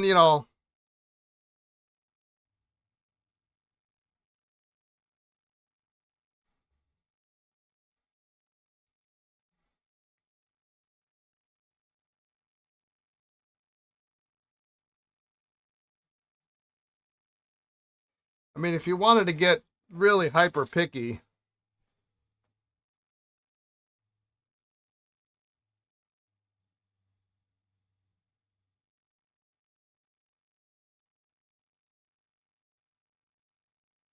the clutch ring is kind of banged up. But I mean, my other cap fits the slides on there nice. Um,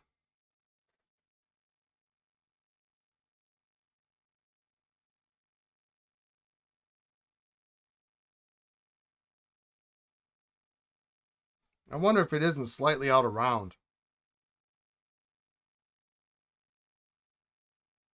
I mean, if it is, that's definitely.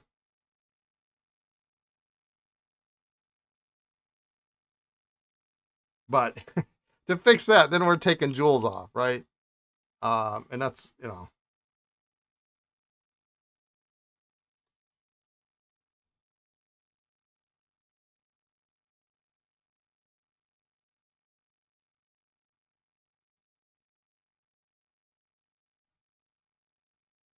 The problem is I can't be guaranteed it's gonna. Are these the caps that are prone to cracking? No, these don't crack. Um,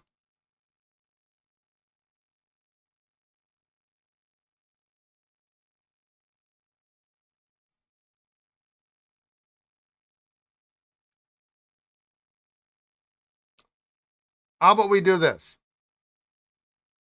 Since it is not uncommon for there to be a at least monthly or bi-monthly package that ships between you and me, I'll send it back like this. If you absolutely hate it,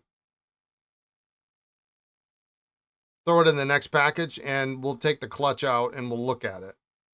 I just hate to do more than absolutely necessary for something that's,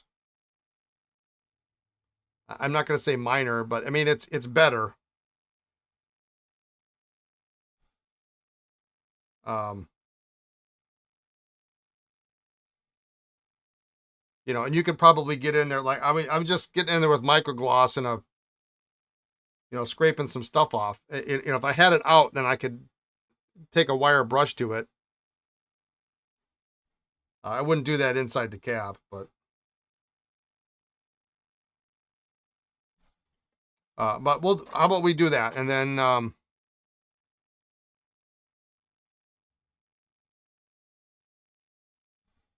if we need to go further, we'll go further. I mean, the primary function works. Semi-odd, unrelated question. Have you heard anything about the TWSBI Vac Mini being discontinued? They're out of stock almost everywhere. Okay, so the deal with the TWSBI Vac Mini. Yes, I think.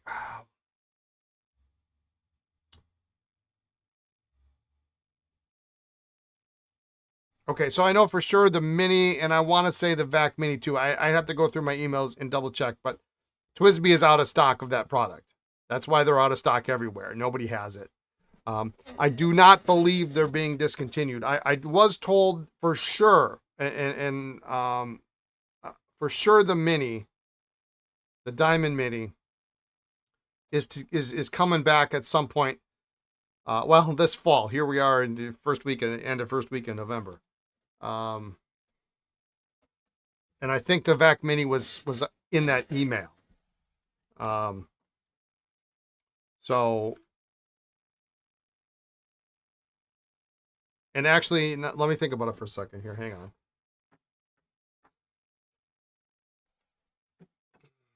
Let me see, because I got an email from them.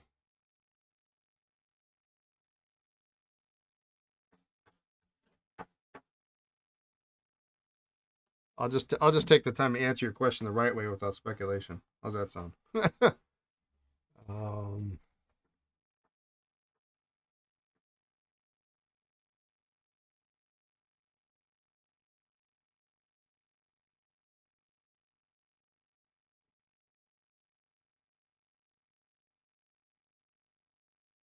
okay. All right. So here you go. All right. You ready for this? Okay. So this was an email I received 2 months ago. 2 months ago.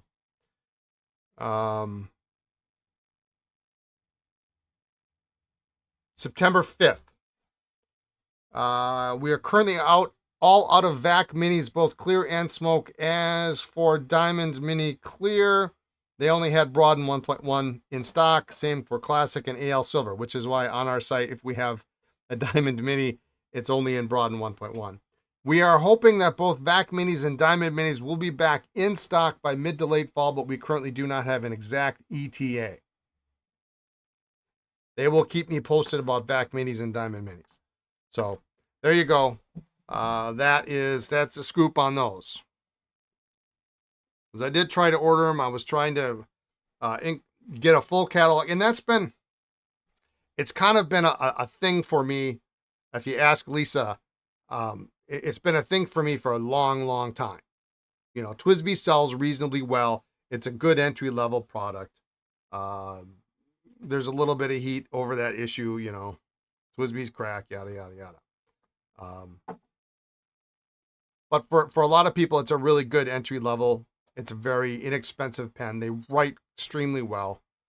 Um, and I've always wanted, it's been very difficult for us to keep them in stock because other things are going on, right? So um, now we have a pretty solid um, supply of Twisbees. In fact, I just got in today. We haven't had them yet. The smoke with rose gold ecos and the white with rose gold ecos.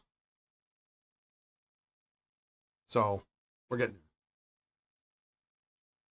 I pulled my Twisby drawer out and it was heavy. There was a lot of Twisbees in it. All right. So I'm going to work on my Conklin here real quick, and then we're going to assemble those. We're going to jump back and forth. I'm going to work on this while I've still got some time. This might actually take me to the end. I don't know. And then we'll jump over to these Duofolds and maybe get them assembled, and maybe we'll finish writing with them tomorrow. I don't know. So I did manage to find a pen I got recently. This is a very scarce pen, Diamond Point.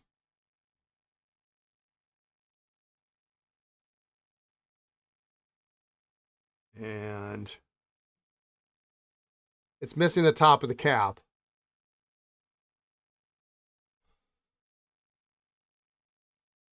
Ink tablet, unscrew top, patent pending. And it's missing a little screw cap.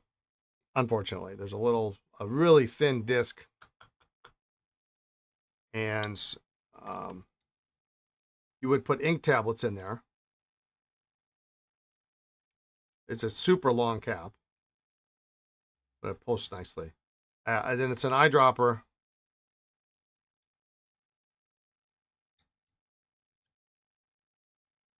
You put the tablet in there, you fill it with water, boom, you're done. Now this happens to have, lo and behold, a really pretty nice Conklin number 2 nib. I'll turn a replacement cap on my lathe.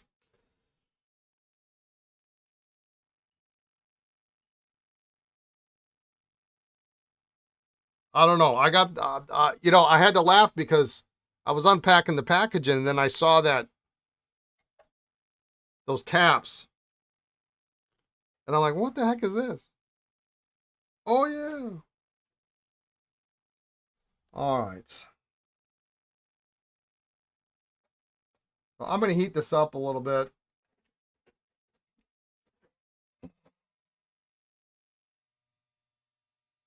It's not in there very well, but last thing I want to do is crack this section. And technically, this pen would have had a warranted 14 karat number 2 nib. So that'll be the next project, is to try to find somewhere in the stash a warranted 14 karat number 2 nib. I got one somewhere, I'm sure. But it would be great to make this pen mostly whole. I do have a picture of what the top of the cap looks, so.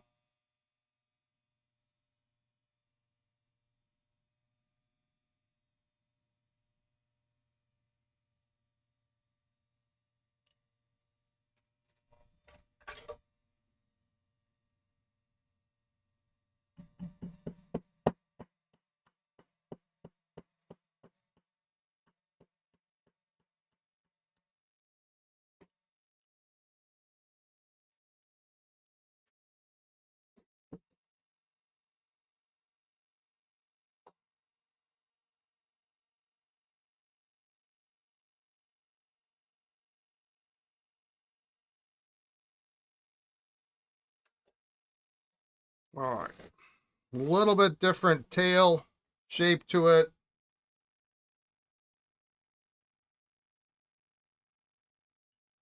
For now, I'm just going to set that aside. Maybe later this week I'll see if I've got I thought I had a correct nib for it, easily approachable, but not. So what's going to end up happening is I'm going to end up finding another pen that has the correct nib, and then I'm going to steal it from that pen, and I'm going to have to find a nib for that pen, and so on and so forth.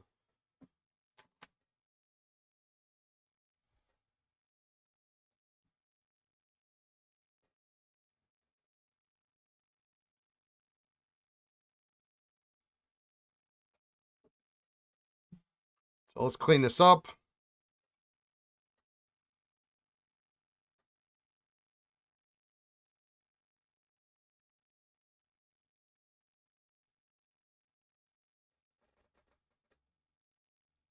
We can examine it, make sure there's no cracks. Hopefully it fits nicely on that feed and in that section. It looks a little chunky though.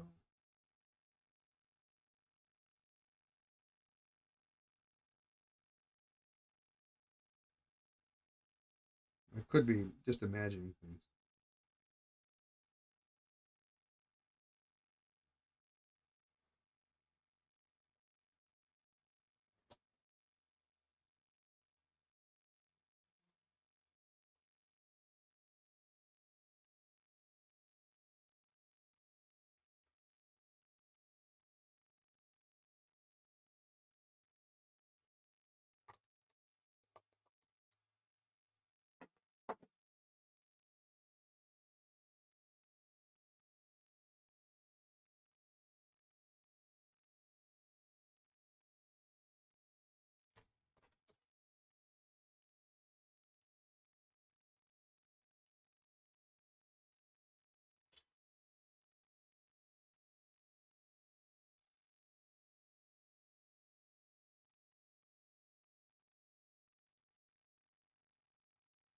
It's real fun to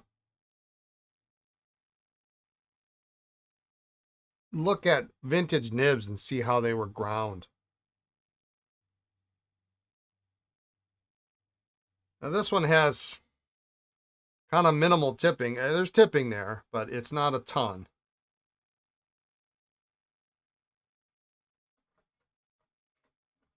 But it's not like this pen is going to be the everyday carry. Although it should be, you know.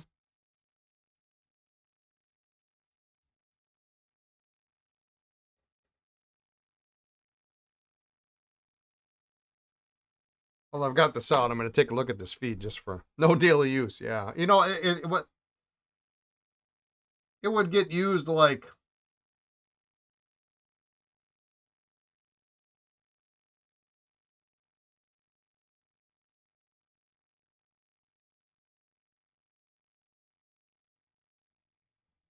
a week, you know, and then I would forget to clean it out.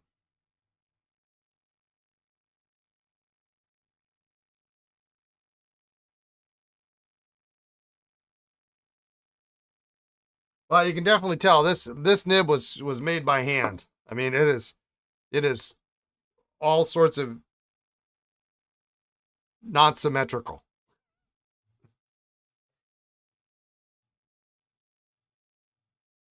And this is what I love when you get a nice clean nib, and you've got a nib like this, and you can see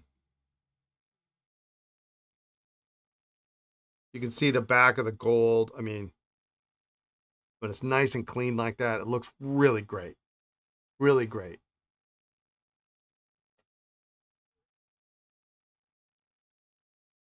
So it fits on there pretty good.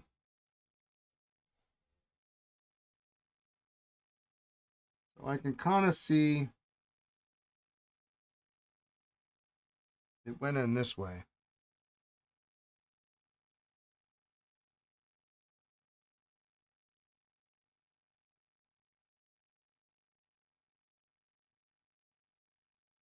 Because there's actually it's almost triangulated on the section.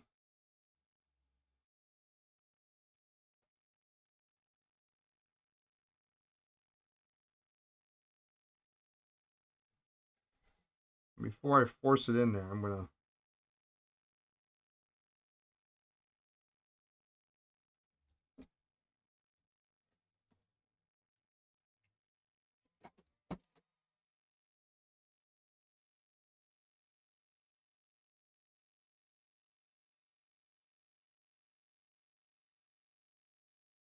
They also couldn't process the tipping very much, so you get tiny uneven pieces on the end. It adds so much charm. Yeah, it's incredibly uneven. It probably writes like a dream, though, you know.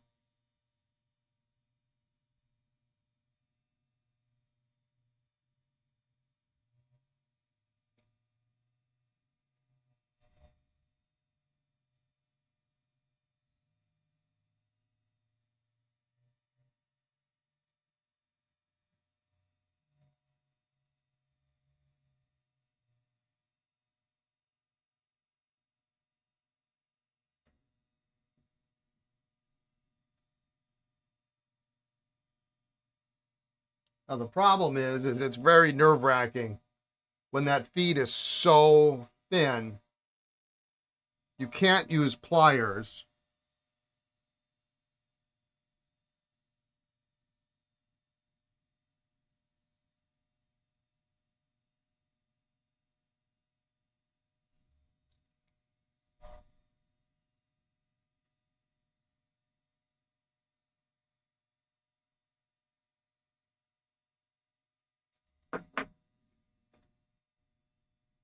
Because there's not much to grab onto.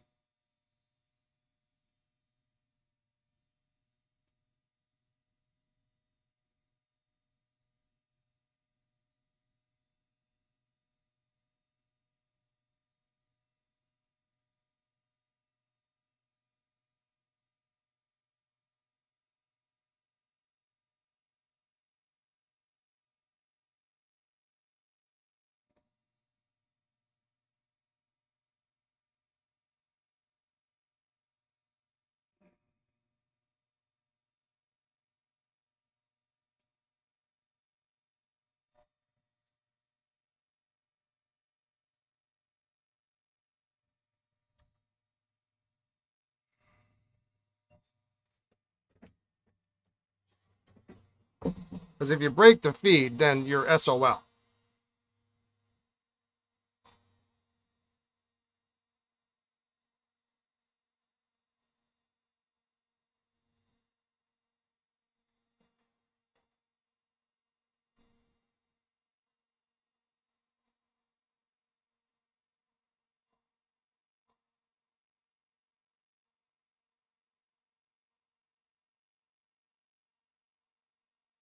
So now there is no inner cap in this pen. And by the way, I saw the coolest. I've never been one for inner cap measuring tools, but I have been transformed. I saw the very coolest inner cap measuring tool that Ron Zorn had made.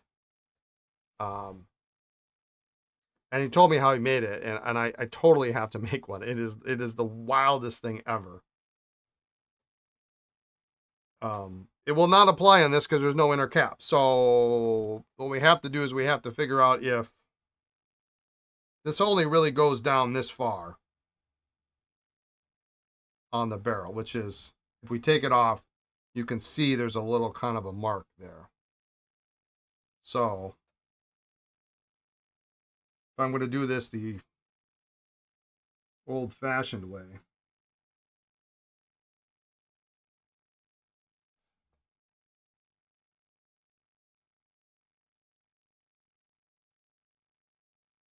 it goes to here, which,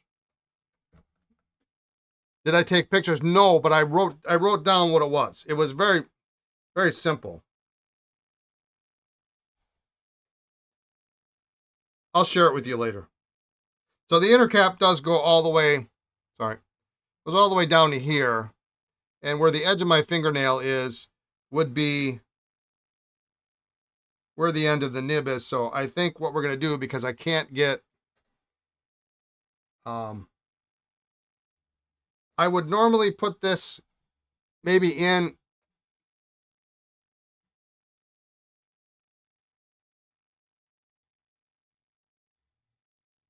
a smidge deeper, but I don't think it looks that bad. I would maybe do half again as much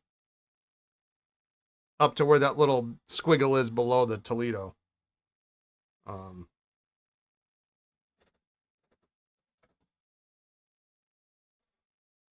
But like I say, this is not going to be an everyday carry. I think that will still look really nice.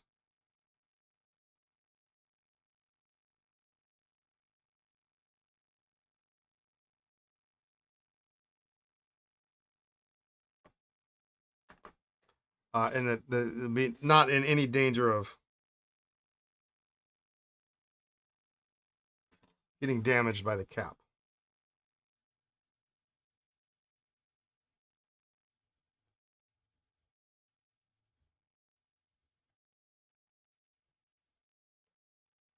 All right. Probably a 16 on that.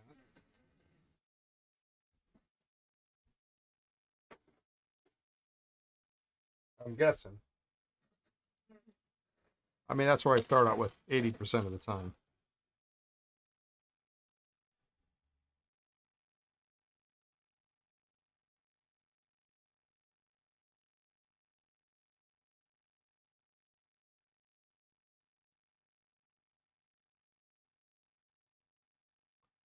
It's a little tight, but I wonder if with the overlay we don't have to worry as much about heat transfer.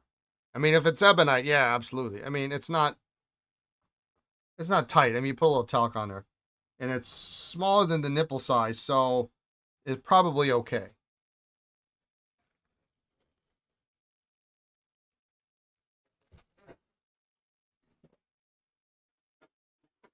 I'm going to try that. Yeah, it insulates itself. Yeah, I think that's it's going to be okay. Normally, I try to do a little bit.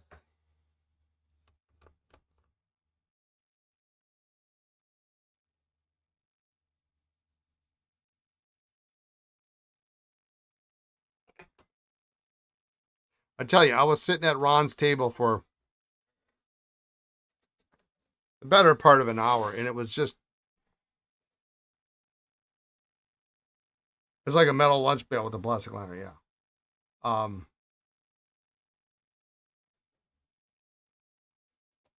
when you know what to look for, like I'm not certain the average person would have noticed the things that I noticed, but because I do this every day,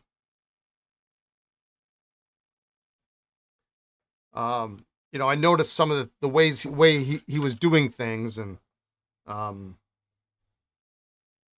I wish I had not been up so late the night before and felt as crappy as I did. And I also didn't want to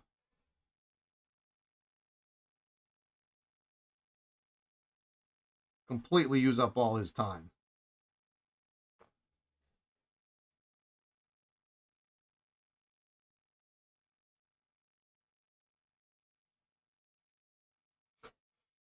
That's all we cut off, and that's generous.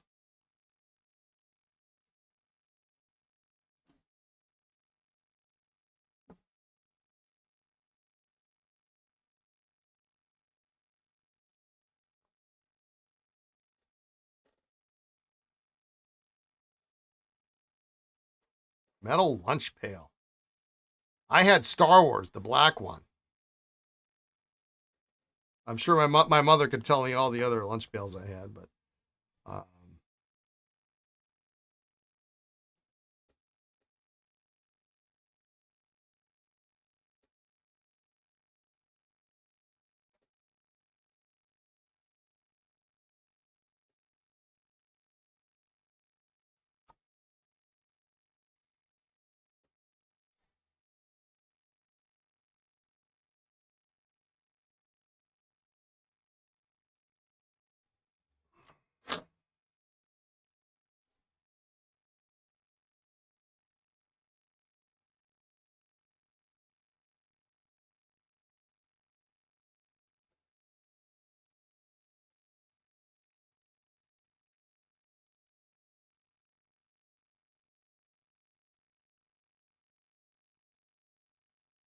all right.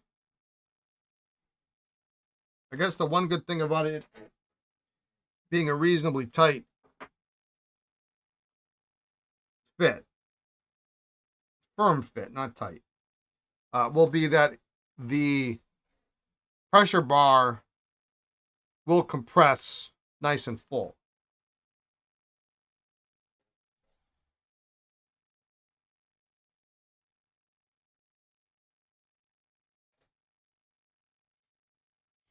All right. So that we're going to wait till tomorrow.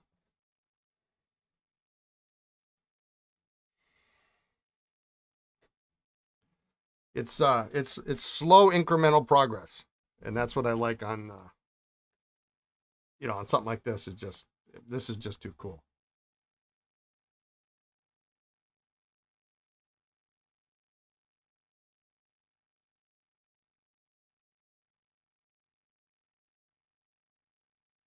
Kind of funny it's not stamped anywhere. I mean, it's clearly a Conklin.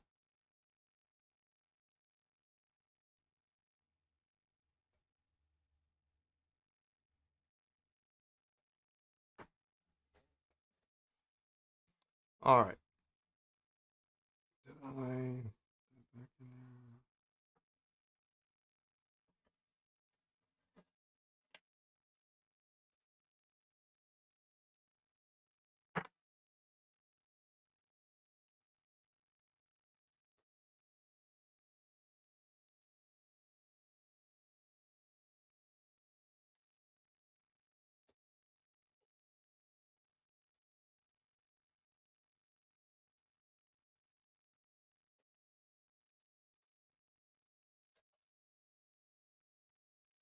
All right. Now let's assemble these, and I think that's going to be the end of the day.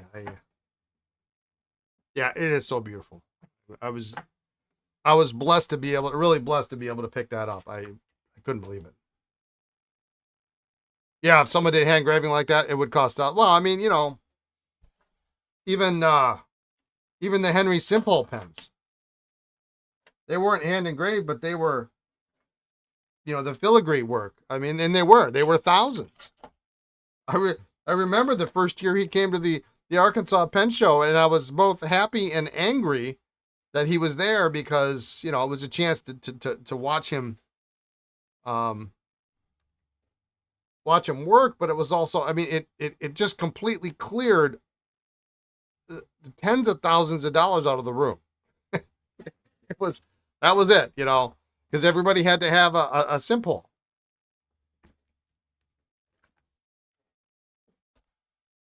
I don't blame him.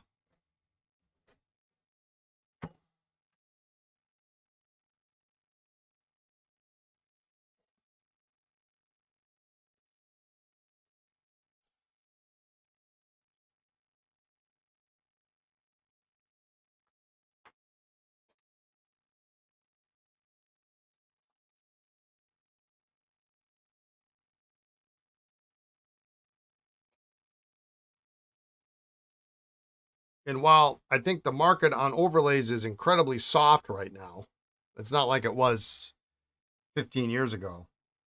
Um, uh, it also means I can buy them cheaper.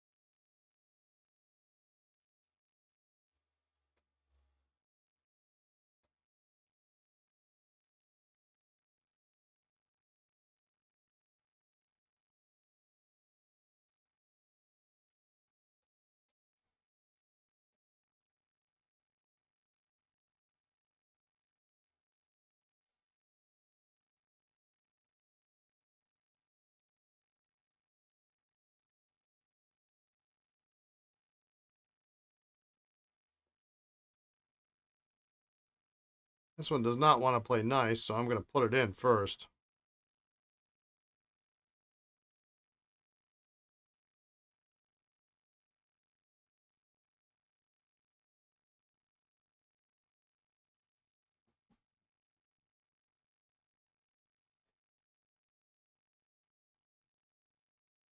Oh, that's not going to work.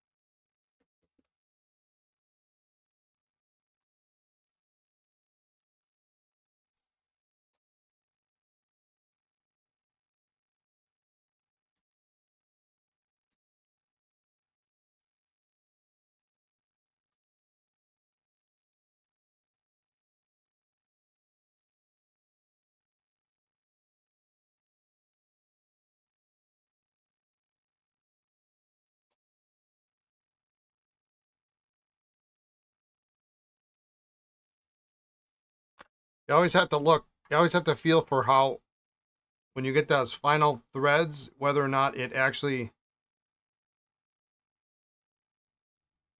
activates the button or not. Because if it pushes down on the button as you thread it down, then you've got a problem. Then your pen will leak like nothing else, and you'll wonder.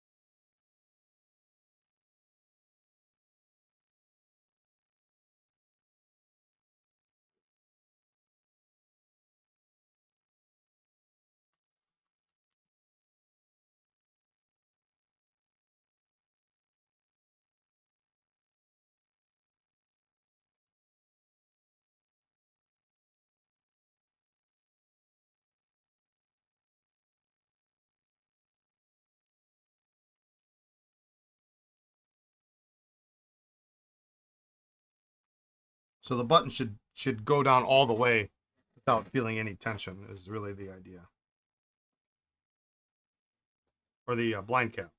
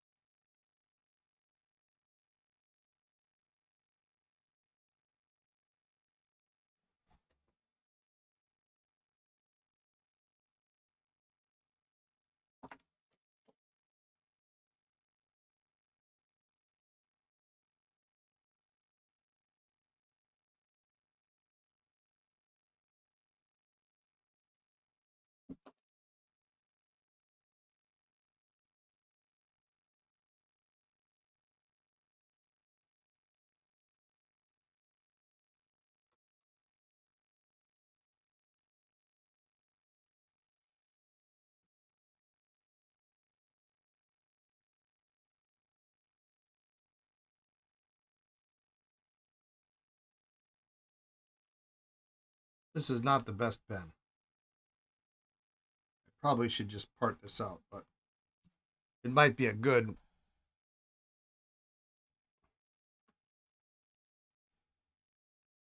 beginner pen for somebody.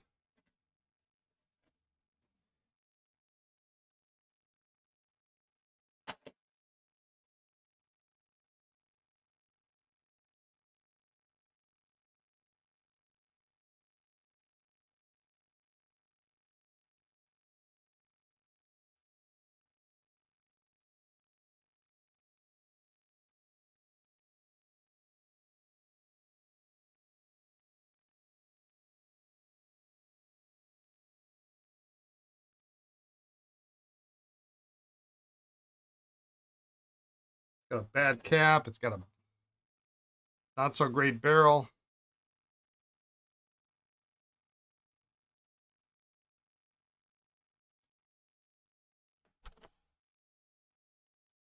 I don't really like it.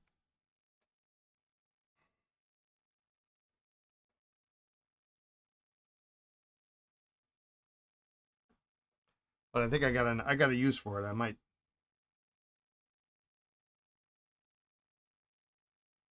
do something with it.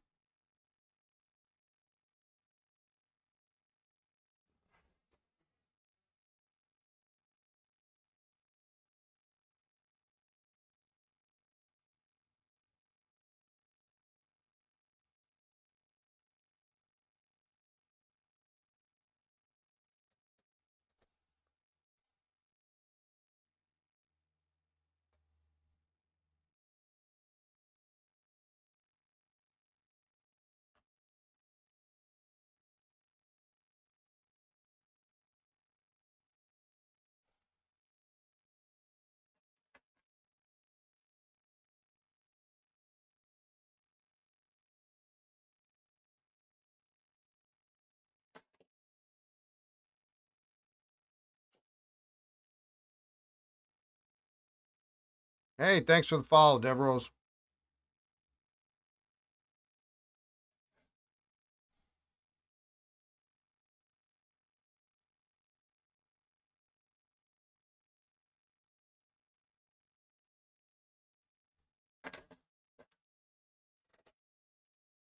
This is a decent pen, though.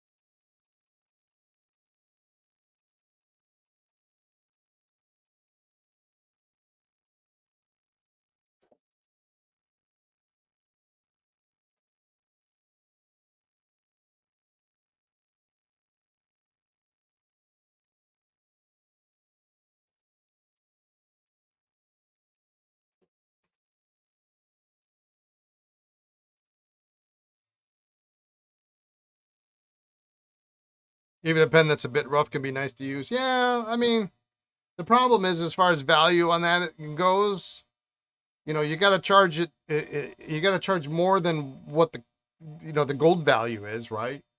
Um, but it's a lady, you know. Um, although my philosophy on that is changing these days.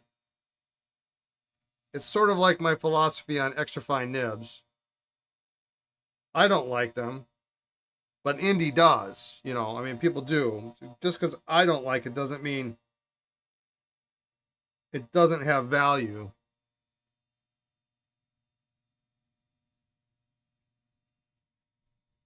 And I think we've got a new crop of collectors and users that that might appeal to them.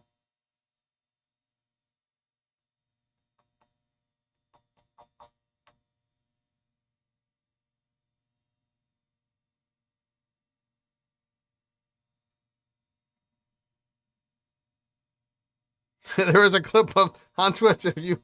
Yeah, yeah, I did that just for fun. It was not a bad. I mean, not every extra fine nib is bad.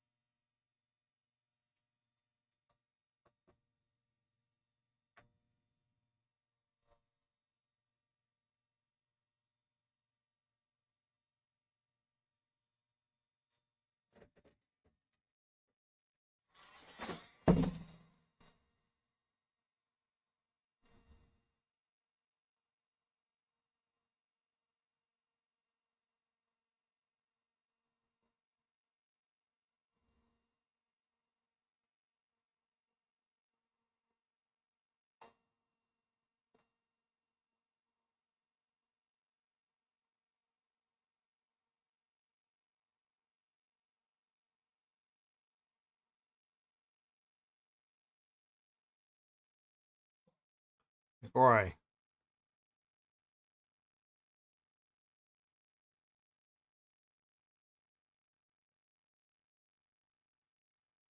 need to take a picture of that for reference later.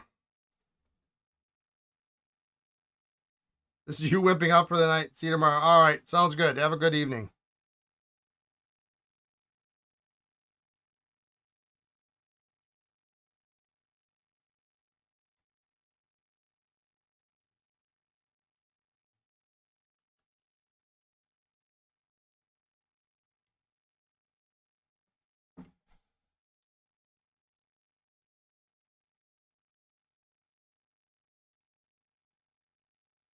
Well, I guess my point is, or the point I didn't make a very good,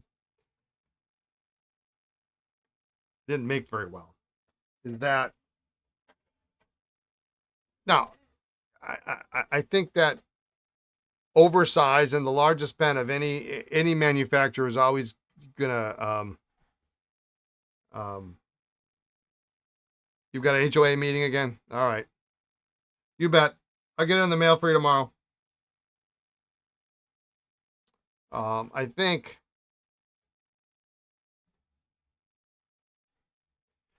the oversize are always going to command a premium, but I don't think the smaller size necessarily are going to always.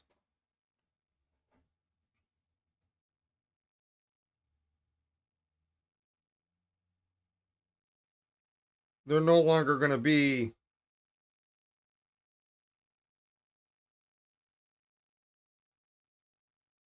have such disdain in the community. We do have a lot more women, a lot more people with smaller hands, and quite honestly, the nibs are just as good.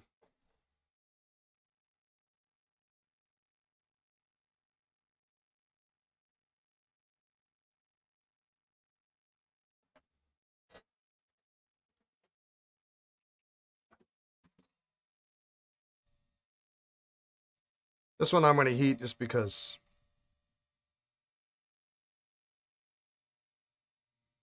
I don't want this barrel to crack.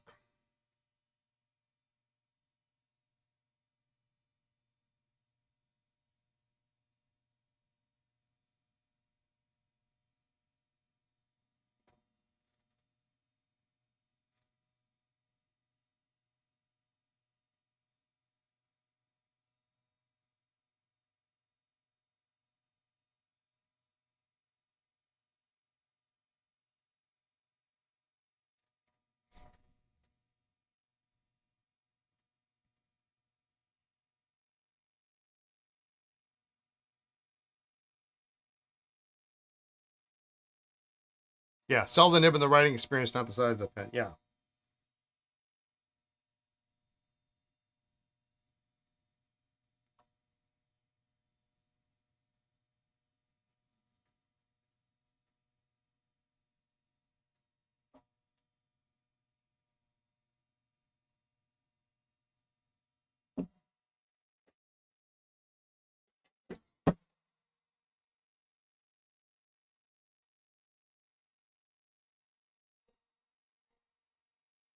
As many people, too many, buy large pens because they think they should rather than smaller ones that would be more comfortable and easy to use. Yeah.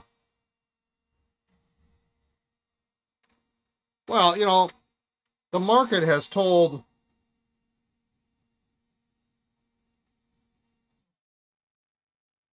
people that a sign of a quality pen is big and heavy.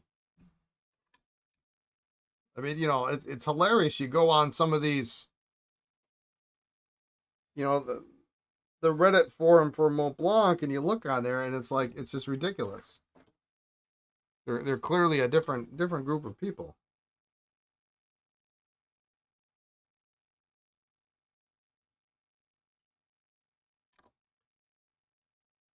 But big and heavy is not gonna. You're not gonna be able to write very long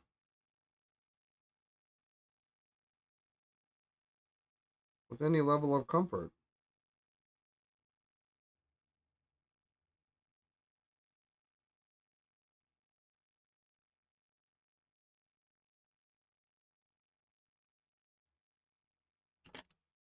All right, we're going to have to see on this one. The tines are just a little bit.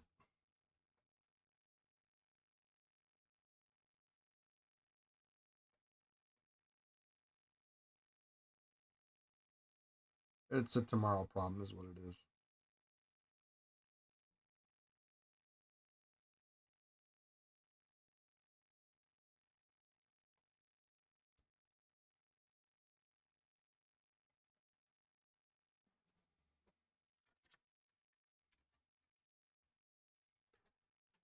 I would have had as hard a time working with the Waterman 20 as my Waterman World Small Spin. Both are equally ridiculous. How about a nice Waterman 55 instead? Yeah.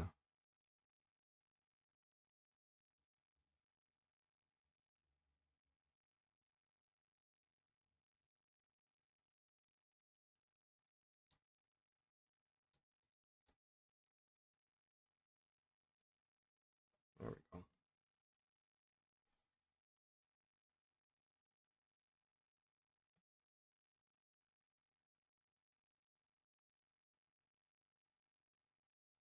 Nothing wrong with the 52.5 V either. Or I'm sorry, 52.5.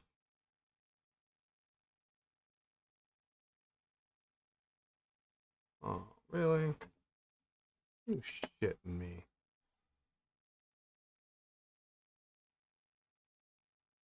How does that happen?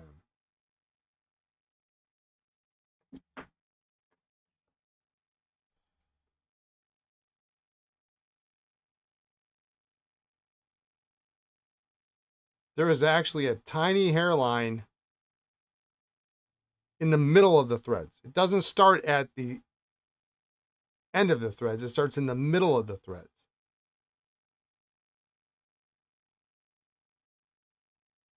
Every pen I buy in this lot have problems.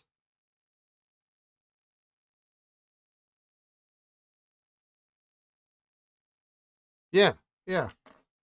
There was a crack. I have no idea if you're going to be able to see this. Right there. Doesn't start up here, it starts in the middle. And it doesn't go past the threads.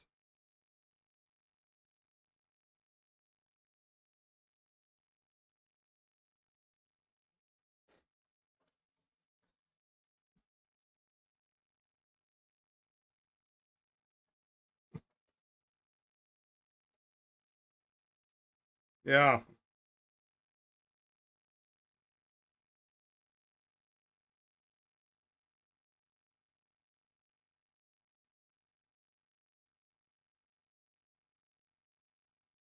Well, we'll see. You learn something new every day, don't you?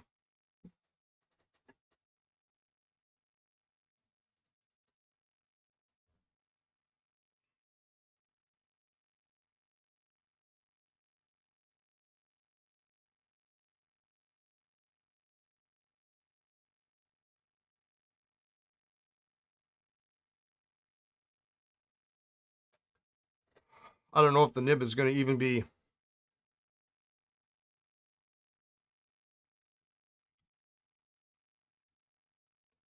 usable or not. It's a nice looking pen, though. I think we can get the nib usable. All right, so here's what we're going to do tomorrow. We're going to ink these guys up.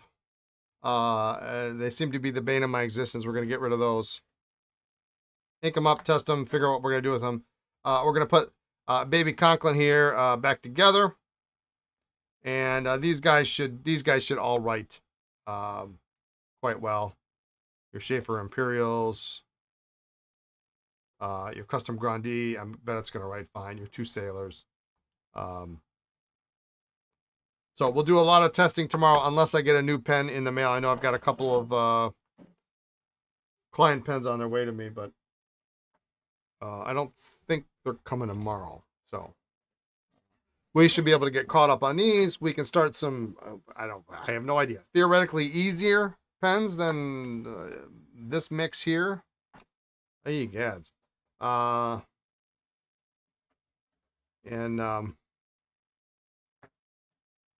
we'll go from there. So All right, that's enough. That's enough for me. It's it seems weird to say 3 hours is. I mean, it's not very long to repair pens, and we didn't do much today. Um, we basically got one pen done, resacked one, and assembled a bunch of pens, but none of it was easy.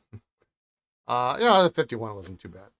And that's just how it goes. And sometimes you just say, okay, we're you call it a day. So maybe I'll try to find a nib for this guy just for fun.